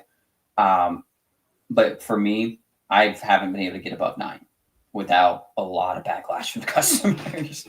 Yeah, that's interesting. I mean, we start at 12. So yeah, if I was to start at 12, I would be the most expensive bin store in the community. I even have a bin store, and I don't know how they're doing it, that actually starts at 6 still. And they don't hold auctions on the back end. Really? Yeah, but they're very tiny stores, and they get coffin boxes, and they're doing $6 an item. And I'm like, how are you creating a profit at $6 an item? I don't see it, but they are. And I'm like, interesting. They must be getting those special loads we're not allowed to talk about, Yeah. Somebody loves them. Let's just put it that way. Somebody loves them at the end of the day. Or they just don't have any expenses. Well, they don't. I mean, don't get me wrong. It's a very, very small store. 1 or 2 people. Owner ran, so he is, doing a job inside of his store instead of, being the owner. He is an operator, the owner operator of the store. So they do cut costs in those ways too. But again, even at 6, even if I ran my stores, right? Even if I was standing behind the cash register every day running these stores, I don't even think I can make the bills at 6. Like, I don't think it's possible, especially when you're paying, an average of $300 to $350 for an LPN load per unit. It's like, where's the game? Yeah. Where's the game? So I just want to say, hey, we got for everybody who's watching, everybody who's listening, if you guys have any questions for Ben or myself or Esteban, put it here in the chat. We'll be happy to. We'll be going an hour and a half now, so we want to let Ben get back to running his bin stores. If you guys have any questions, please put them up. So how many stores are you up to now, Ben? 3. Three bin stores. 3 hybrid bin stores. Three hybrid bin stores, yes. And our biggest one is at 21,000 square feet, which just opened in the mall this year, probably about 5 months ago now. So we've been pushing just to see where we could hit at, and 3 right now is where we're at. Maybe we'll go 4. I don't know. All right, Brandon again says, my biggest day I start on Saturday. A lot of bin store I've seen start on Friday. What's the reasoning? Should I switch my start day to Friday? I've been asked this question quite a bit, and I kind of pondered it with everybody in my network, because I'm doing a couple mega bin stores right now. And, should I do it Saturday, being that everybody's out of work? I did talk to one big bin store owner, and he said he did switch it from Friday to Saturday, and his sales went down.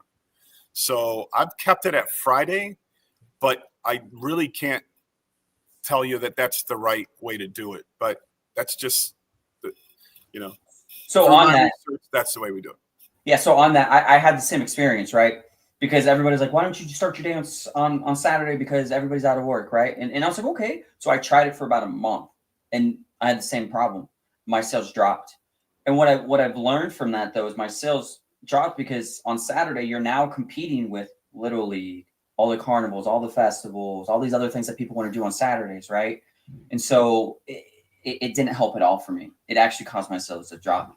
Friday seems to be the golden ticket for me. Now, again, community matters, right? It depends on what your community is. But for me personally, it's always been Friday's been the best.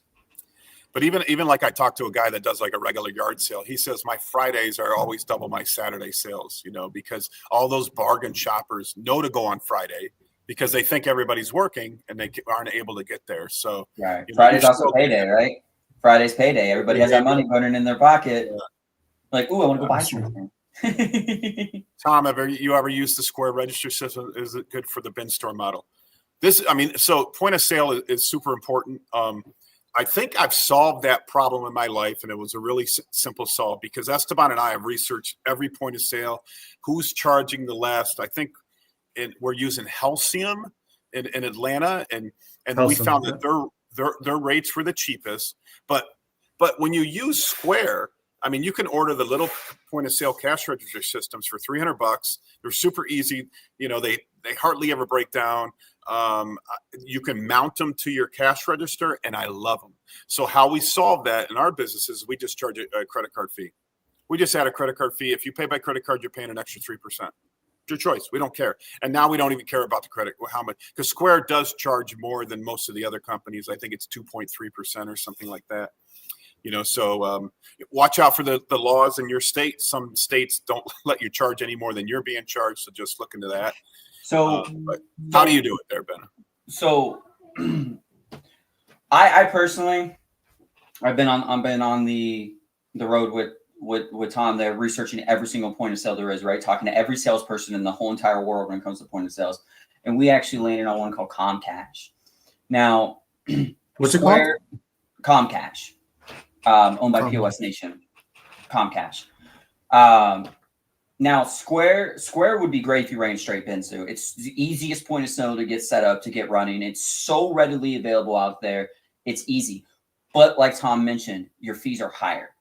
I'll buy a lot. They're a lot higher if you go run Square, any of those mainstream easy processors.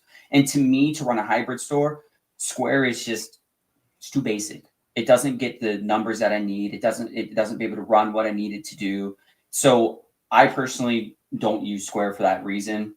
We used to run another popular one called Clover, but putting the inventory inside of Clover was next to a nightmare all night long. So we actually ended up dropping Clover. We ended up landing on, we actually moved from that to Bottle POS, but then Bottle POS is also owned by the same company that Comcash is.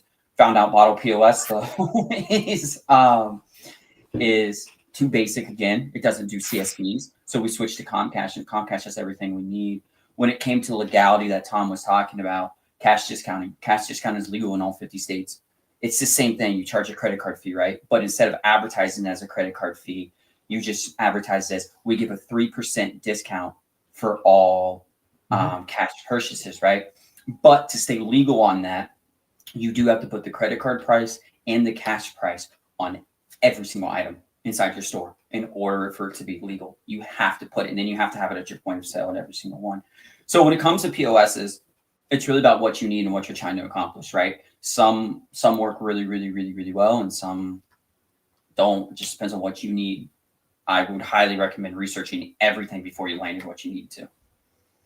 Yeah. All right. So Go Big Resale said Saturday and Sunday are our best days. We just killed it. So that's good. Nice. I there love you these go. guys. Yeah. So, I get it. I'm not saying I'm not against right? Saturday start. Yeah. I mean, listen, whatever works for you. Do it. Every community is going to be different. Every model is going to be different. Yeah. How many employees do you think is enough to run the store? Because on busier days, you might need more, and on calmer days, you might need less. Yeah, I mean, on our slower days, we ran a 10,000 square foot bin store with just 2 employees. I mean, you don't need a lot of employees, I think. I mean, if what I'm liking right now is 2 employees up front on a slow day, but you always have somebody in the back filling bins. Emptying bins, filling bins, emptying bins, filling bins. And your 2 employees can be register operators, but as soon as it's slow enough, one goes out to the floor and, starts cleaning up all the bins, and then they step back, so one person is always constantly cleaning bins, and because it's like nonstop trash, right? Nonstop. Oh, yeah. 100%. I mean, it's same with the hybrid model, though. It doesn't take very many employees. I mean, I think we have like an average of 6 per store, if that. I mean, it doesn't take very many. You have 2 people in the back room. You have a full-time cashier, and then you have your manager and your assistant manager, and you really don't need a lot, because even on your slower days, your manager and your assistant manager can hop on that register. There's no reason to even have a cashier, really, depending on how slow you really are. It just depends. This might be an interesting question here. It's 2-parter, guys, so don't respond yet. Does LPN always have 200 to 350 items in a Gaylord? All right, and the second part is because recently I bought some LPN, but it was like some big items on the top and then all small items. What do you have to say about that? I know my opinion right off the bat. So I'm going to say no. There is no guaranteed piece count on anything out there unless it's manifested. I mean, it's going to be no. You're not going to always have 200 to 300 items. But one thing in this industry though that has been starting to happen, and I'm seeing it more and more and more and more, is they're putting high piece count loads out there, and then they're mixing in 2 to 3 to 4 freaking medium pallets on that load. So they'll tell you, yeah, it's 24 LPN loads, right? Not telling you there's 4 freaking medium loads on this that only have 10 items per pallet. God, I got one recently. It had 20 toilet seats in it. That's it, whole pallet. 20 toilet seats. I'm like, oh my God, I overpaid for this like crazy. This is insane. But 20 toilet seats. So there is no guarantee on that piece count, right? Unless whoever you're buying it from tells you, oh yeah, I guarantee you this. Get that a guarantee in writing, though, because if it shows up as you're doing, it's not what they want. Now you have a battle on your hands. Good luck getting that money back. But yeah.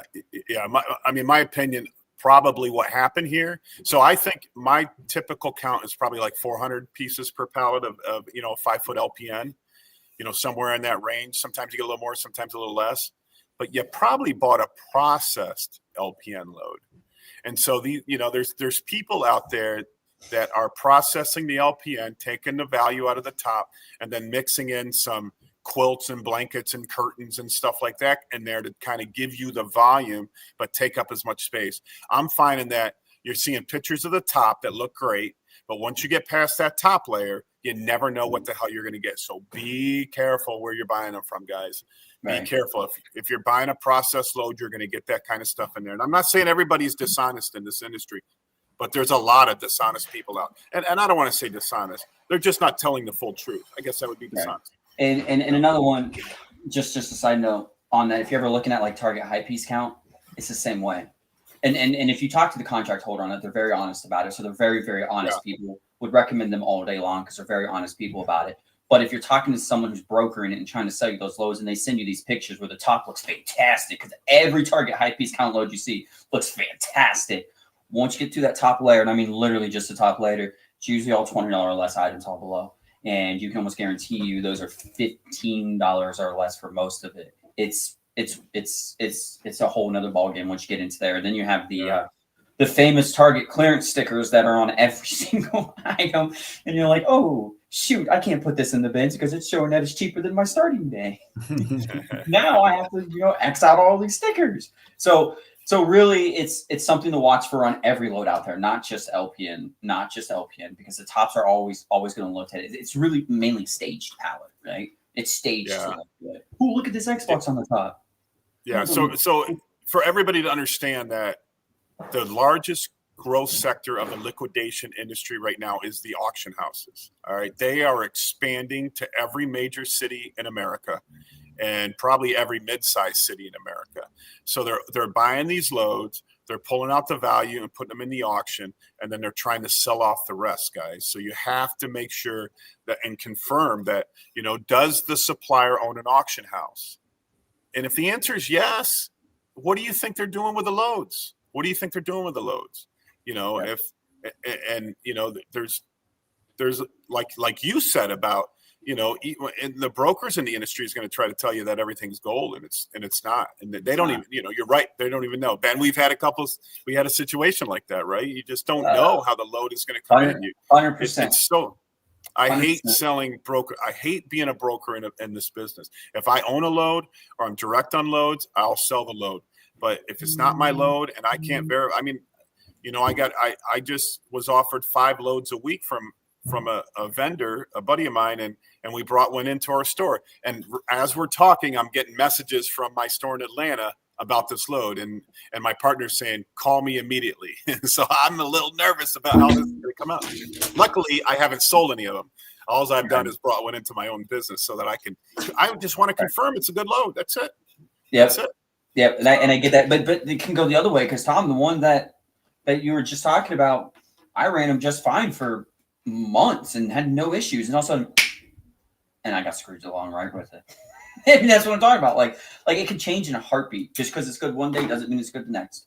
You have to be very, very, very careful on all of that. At the end of the day, you have to be very careful on all of it. So it's just staying on top of things. Staying on top of things. You really got to be staying on top of things. When you run liquidations, it's not a business that you can just hire a manager for and then turn your eye and say they're going to run this perfectly, because it's just not going to happen that way. You have to stay on top of every aspect of every detail 24/7. Otherwise, you can get burned pretty quick. Yeah. Oh, I'm sorry, Esteban. I didn't know you were going to put that up. Yeah. Let me just go to this. Okay, there it is. Is it safer to do only FC instead of not mixing an LPN? I mean, it's cheaper. It's certainly cheaper. I literally have an FC bin store that I only put FC in. Well, I only put FC in, and you know, I've been very successful at it, even starting at $12. And I know Ben wouldn't recommend that, which is fine. But I'm the only bin store in my area. I have recently picked up recycle loads, electronics, that I am mixing in now, and I noticed my sales increase dramatically. When you do mix in your LPN, you're going to have a much higher first couple days, guys. Your LPN are great for the 12, 10, 7, you know, those days. And then at the $5 day, man, my FC kicks in like a bitch. You know, it just skyrockets. I mean, I get hundreds and hundreds of people in on my $5 in a little store, very little store, 24 bins. And then $5 day is good. 3 is okay. 1 is crazy. 50-cent day is crazy. Hundreds and hundreds of people. So yeah. So think about that. LPN, higher value days. FC, lower value days. But I like mixing them the best. And you're going to get the best of both ends of the market. Do we still have any more FCs right now? I mean, I have a couple left, but I need enough for the bin store. I would agree 100% though with mixing them though. You definitely need to mix them is best. I mean, when you talk about safe though, I mean, like, safe just isn't a word that we usually use in this industry, because it's not really safe, because I mean, one FC load could be fire, and then the next FC load you're sitting with 1,500 freaking, you know, expired multivitamins of women's gummies, right? So I wouldn't say it's necessarily safer just to run FC, because I mean, you could end up with a bad load and then you're stuck. And if you're not running that full FC in 1 week, right, you're not running all 24 pallets, all the units on that load in a week. Now you're stuck at the point to where, if you're undercapitalized, you're stuck at the point to where you're just putting out the same stuff every single week, and everybody thinks that you're just leaving it in the bins, even though you're truly not. It's just you got so much of it. How do you do it? Because once you hit that 1,000 mark of one item, it gets repetitive after a minute. So you really have. And not all FCs are the same. No, not even close. There's wilds of a difference between FCs. One facility could be great at 1 minute, then the other facility could be junk. I mean, it's wilds of difference. There's some FCs that you're like, wow, I would take this over an LPN load all day long. It's all good. It's all new. It's all great, right? No returns, no nothing. The cost per unit is great. And there's other FCs where you're sitting there and looking at it like, yep, where am I going to find 3,000 mothers to give a thank you card to? Yeah, exactly. I'm fortunate that my FC loads are great. They're 7 foot. They're all the way to the top, overflowing. Yes. You know, and then like today, I saw somebody in California selling FC heavy on food, $7,500. You know, if that was in my area, I'd be buying that too. I mean, I don't care. Food is one of those items that's magical, right? Because when you get the FCs, right, you're not paying very much per unit. But if you keep those things boxed together instead of separating all of it, right? You keep it case packed, it will sell in your higher dollar days, no problem. It does, especially if you have like Keurig coffee pods. Leave those together in that box. Boom, they'll sell in your higher dollar day with no problem whatsoever. Like FC food isn't necessarily a bad thing unless you get the stuff that's like 2 to 3 years expired out, then it kind of sucks. But if you get the FC that's like close dated or very short dated, it could kill it in your bins. I mean, FC is one of those things that I think it's necessary to bring your costs per unit down inside your bins to make your refill costs a little bit lower. But it's one of those things that it can either make or break you at the end of the day. You just have to find a great FC source, and then you have to be able to educate yourself and know when that FC source is no longer good and be able to switch right then and there. Because if you don't switch fast enough, it can bury you in a rabbit hole and burn you very quickly. So like what I was saying earlier, I had to drop my FC facility because it went from 16,000 to 30,000 overnight per load. And it's not like the loads got better. They just got a higher piece count. They went from, 17,000 units all the way up to 30,000 units, the last one. And it's wild at that point. And it's like, at that point, it's like, ooh, it's not worth it. Because I mean, buying a $30,000 FC load is usually 99% of the time a bad idea. Really bad. Yeah. But I mean, my distributors, like Liquidation.com, B-Stock, they told me that Amazon switched the FC program. They added more products. They said they're more expensive nowadays, but you can see they're adding more products. And that, I did find that was the case. They They're did trying to fill these pallets. Yeah, 100%. They added more product. But the problem I ran into, and again, not all facilities are created equal, right? So the facility I was running, because I was running it through the same suppliers you are, the facility I was running into, they were adding more product, but they were adding way more lower dollar product and a lot more quantity of each. So like I ran like on my last 3 manifests, right? I ran the numbers on it. 94% of that $30,000 load was $20 or less, and 54% of that was $10.99 or less on that. So it's like, and you were getting repeat SKU after repeat SKUs. We're ending up with 2,000 of the same item, 3,000 of the same item. So at that point, it's like there's no money left on the bone when you're getting that low dollar of a product and that many of it when it's a non-desirable item. It's not like it was a scrub daddy that would sell all day long for $2, right? No, it was a thank you card to your mother or expired vitamins that nobody's going to buy. I mean, it was things like that. So that's why we're like, financially, it doesn't make sense to take these loads anymore. So we had to drop them. Yeah. Let me just say, I think it's a mistake before I get to Rakan. It's a mistake to not run FC in bins. I mean, some people just run the LPN and your inventory cost is just too high. It doesn't work. I mean, you'll find out that your $5, $3, $2, $1 days are absolutely garbage because everything is sold before those days. When you mix in that FC, you're paying 75, 80 cents an item or whatever the number is. That's when that's when you really bring the value and the profit into your bin store. So do not ever run just, I mean, I've ran just LPN. My sales got cut, down by 40%. And the load costs more. When you run just FC, your higher dollar days are lower, but your lower dollar days are killing it. So I just want to address Rakan. He says yes a lot. What I think he was talking about is he put this out when we were talking about process loads. And so then he put that's why I'm trying to get rid of this business. I can't deal with them anymore. Yeah. Rakan, I mean, my advice to you, first of all, goes along with my normal advice is load your bins up, fill them up all the way to the top, maximize, extract as much value as you can out of the bins, focus on the bin store. When you're done with the bins, throw out all your excess stuff. If you want to do mystery box or whatever with them, go ahead, do that. Follow those simple and market the shit out of your company. If you're not doing all those things, you're not going to have a successful bin store. And then when it comes to suppliers, do not trust, verify, go visit their site. If you're going to buy a load from somebody, you're probably going to buy more than one load from somebody. That's your goal. Go fly to them, look at the load, dig down in the load, see what their process is for these loads, and verify that it's a good load, man. You can't trust anybody out there, guys. I mean, take pictures of every load. Take pictures. Don't buy a load without getting pictures. And not just 1 or 2 pictures, because they're going to take a picture of the 2 best pallets. Get pictures, get 20 pictures. Give me the top of every pallet I'm buying. You're spending 15 grand. You tell me they can't go spend 5 minutes and take a picture of 24 pallets? Yes, they can. Yes, they can. So that's what I'd recommend for you, Rakan. So here's Tom's. Where can the electronic recycle loads be sourced from? I know that they're a rare find, but who can I reach out to regarding them? Guys, you got to call every recycler in the yellow pages. Every one of them. You got to call them. And then you got to figure out how you're going to get in with them, right? Just because you call them, listen, you're going to cold call somebody and ask them if they got e-scrap loads or recycle loads, or I buy Myers. I think Myers is up your way, right? We don't have any Myers where I live. Oh, there's a lot of Myers around me. Yeah. Yeah, I get Myers e-scrap loads. It's because I put in the time, the effort to call these people, to find these people, and then to tell them I can buy everything that you got.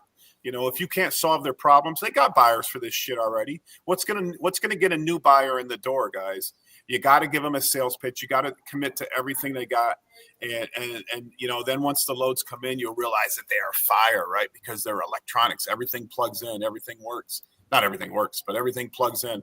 And you can make a lot of money on those loads. And so when you're putting hundreds of Bluetooth headphones, hundreds of curling irons, hundreds of who knows what in your bins, it just drives the value that you can get out of the bins. And they're not super expensive.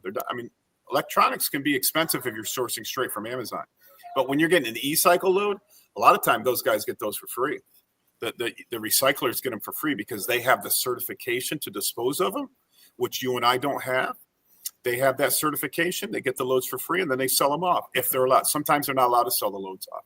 So you got to just get the yellow pages. I call it I'm old, so I call it the yellow pages, and just start cold calling people. But you got to have the pitch down when you talk to them. So, Now look at the start section, Tom. The start section. Oh, there we go.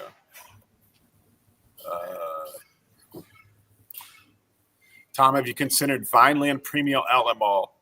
I don't really know where that is. I've looked into a couple outlet malls. I never found a space that was big enough for what I'm only looking to do.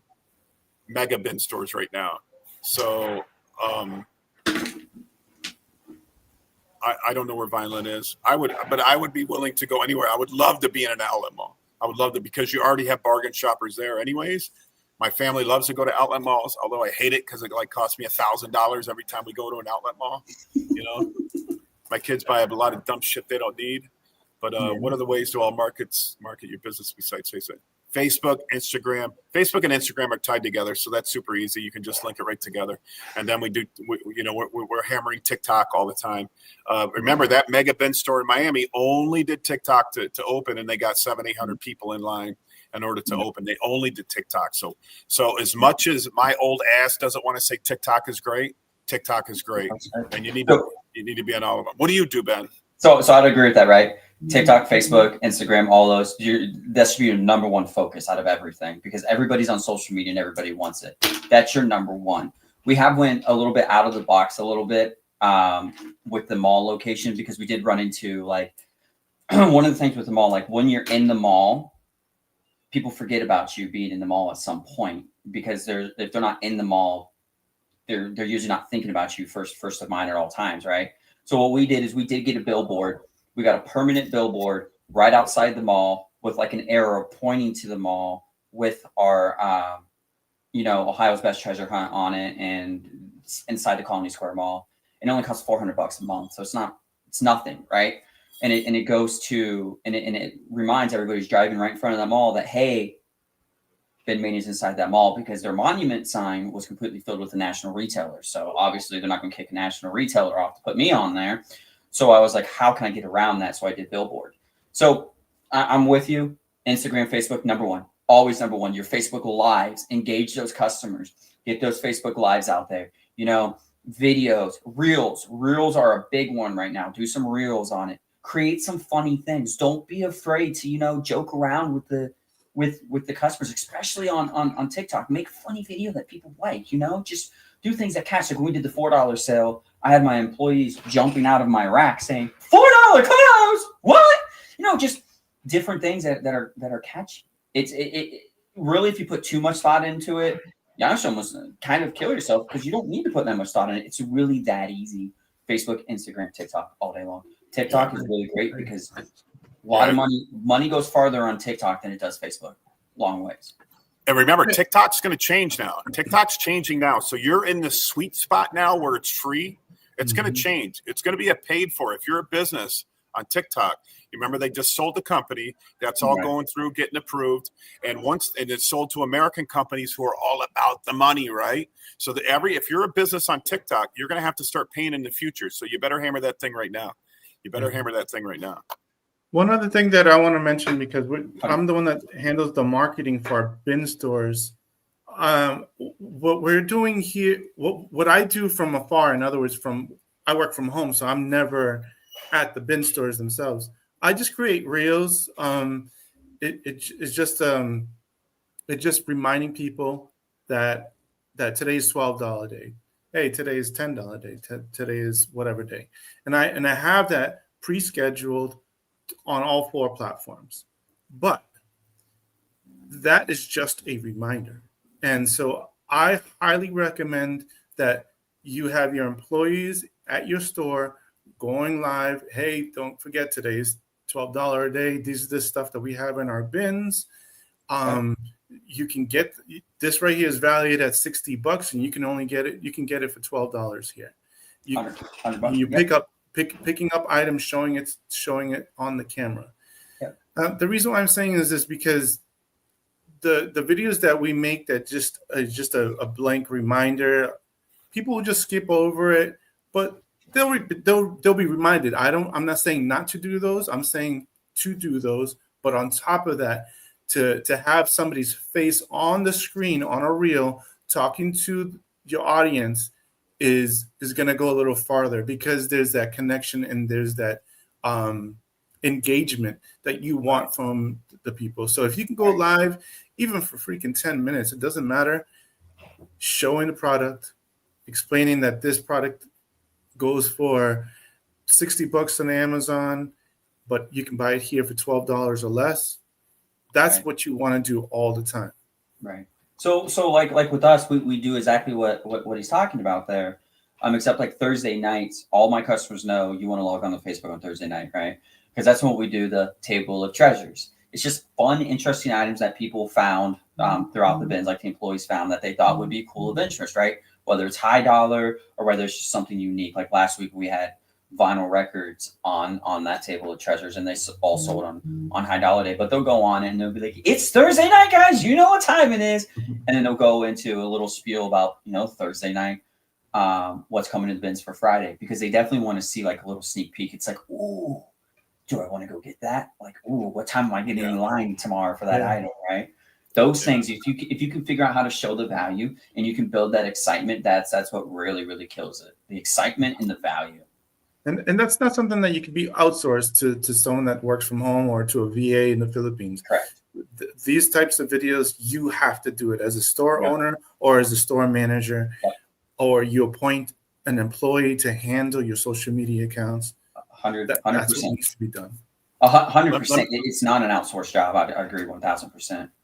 Let me just add one more thing we do in Atlanta, that we do our lives every Thursday night for the Friday bin store opening.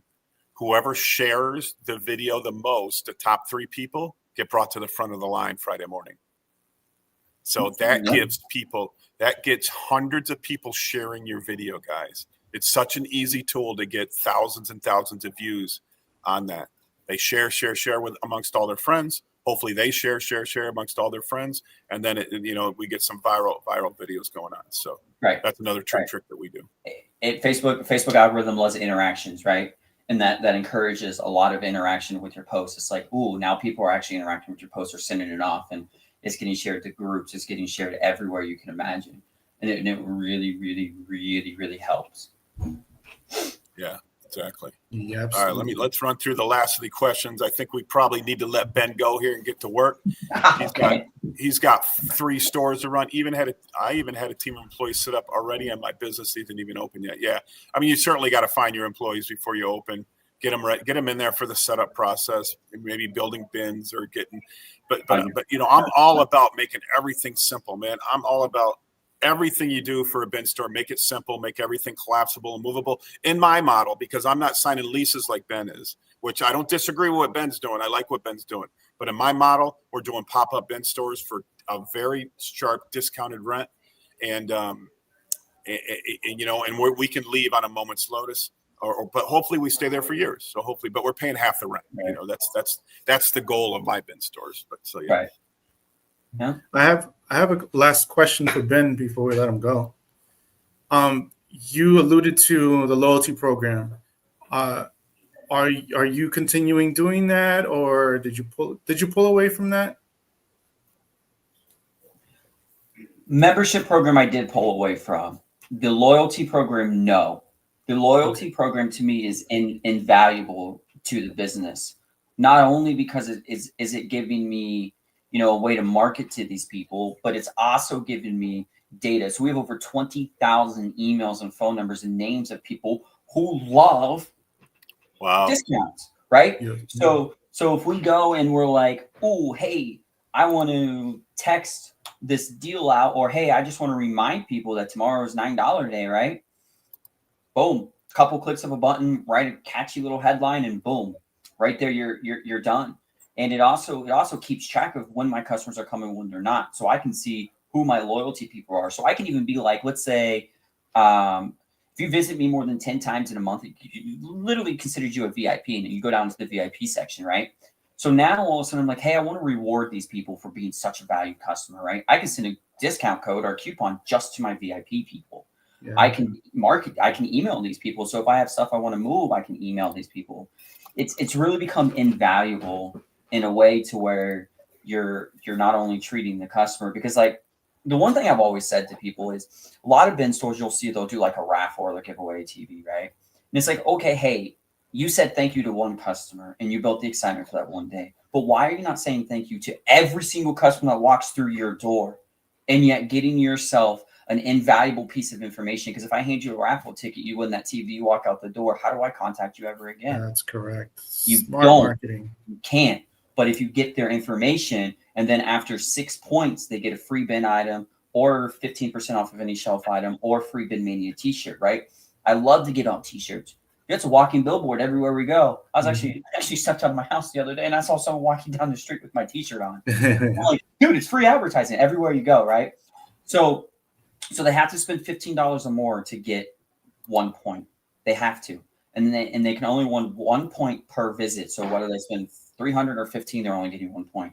After 6 visits of spending $15 or more before tax, they get that free bin item or whatever it is. And I'm saying thank you to every single customer that walks through the door. And I'm guarantee you that I'm getting at least a certain amount of money in return before I give out any discounts or free items on it. And now I have a way to contact that customer until they decide that they don't want me to contact them anymore. But I have a way to contact that customer, and I'm not letting that customer walk out the door without giving me something in return for that item. So I believe it's a loyalty program is more valuable to the business than doing a raffle or anything like that at all. Man, how do you contact them though? How do you reach? I'm sorry. How do you contact them? Through text? Text and email. It will allow me to do both. Text and email. I will tell you, I will choose a text message over email any day of the week. The open rate is much better with a text message than it is with an email. Much, much better, especially with Gmail these days. They throw everything to your promotions anymore and it gets lost everywhere. But with a text message, it's right to their phone and they're like, oh, somebody texted me, and they think it's mom. When they open it up, hey, it's been Mania. You know, I would choose text marketing over email marketing any day of the week for when you're just trying to hit your average everyday customer. Absolutely. I'm currently working on a loyalty program for our bin stores, and it's all set up. I'm just setting up some security measures for them. But but what you said about people coming to your business, they walk out and you don't get their name and number, that's crazy. Because how are you supposed to contact them again? And so we yes, Square has their loyalty program, but it's cheesy and it doesn't really connect well.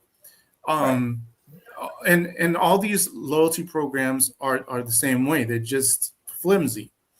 The one that I'm trying to build is going to be like a plug and play marketing solution for all bin stores, where they get the SMS marketing, email marketing, they get reputation management, reviews, community building, all of that, all one thing, all in the back end. But in the front of it, it's more of a loyalty program for their customers.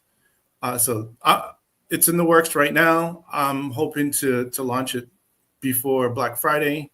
So be on the lookout for that, everyone. Yeah, definitely. I mean, loyalty programs are definitely one of the ways of the future. I do believe, because everybody's looking for a way to save money and a way to, you know, if I'm loyal to you, what do I get back for that? Everybody wants something in return.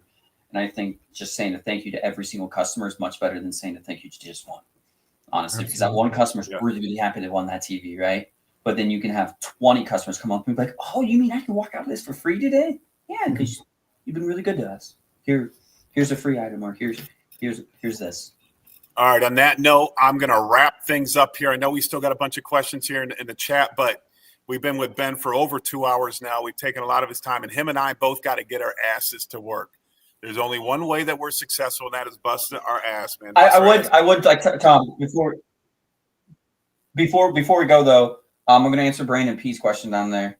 The name of the company's 5 stars, just in case he's looking for one. Name of the company's 5-star loyalty program. There you go. Listen, if you didn't find value, if you're in this business and didn't find value in this podcast today, you are crazy. You are crazy.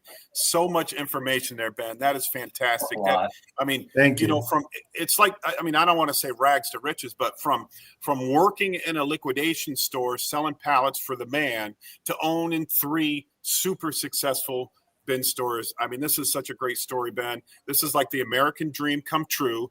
And, you know, and now you're paying tens of thousands of dollars in rent for new mall store. I mean, this is an incredible story. Everybody needs to watch this and see how your growth pattern can work in this industry. You know, so guys, everybody, thank you for watching. I don't know, Esteban, do you have like a way to sign out, or how are we doing? Go out there and get some money, something like that. Oh, wait, well, let's hang on, Ben. If anybody wants to reach out to you, how do they get a hold of you? And they can reach out to me on Facebook. Ben Mania 22 is the easiest way. Just send me a Facebook message and we're good. If you're on LinkedIn, look me up on LinkedIn. I am on LinkedIn, putting new content up on LinkedIn all the time. Or just call one of the stores and they'll get you contacted straight to me. And any of those ways, guys, I'm always open to help, to educate, to you know, help you build your dream too. Knowledge is power. I'm not really too worried about giving out some of it for free. Just let me know, man. I'm all about it. All right, so that's a wrap, guys. Thanks for watching today. Liquidation Motivation Tuesday morning live. Thanks for watching, guys. And as we say at Ben Mania, you guys all have a fantastic day. We'll see you on the next video. Go out there and make some money.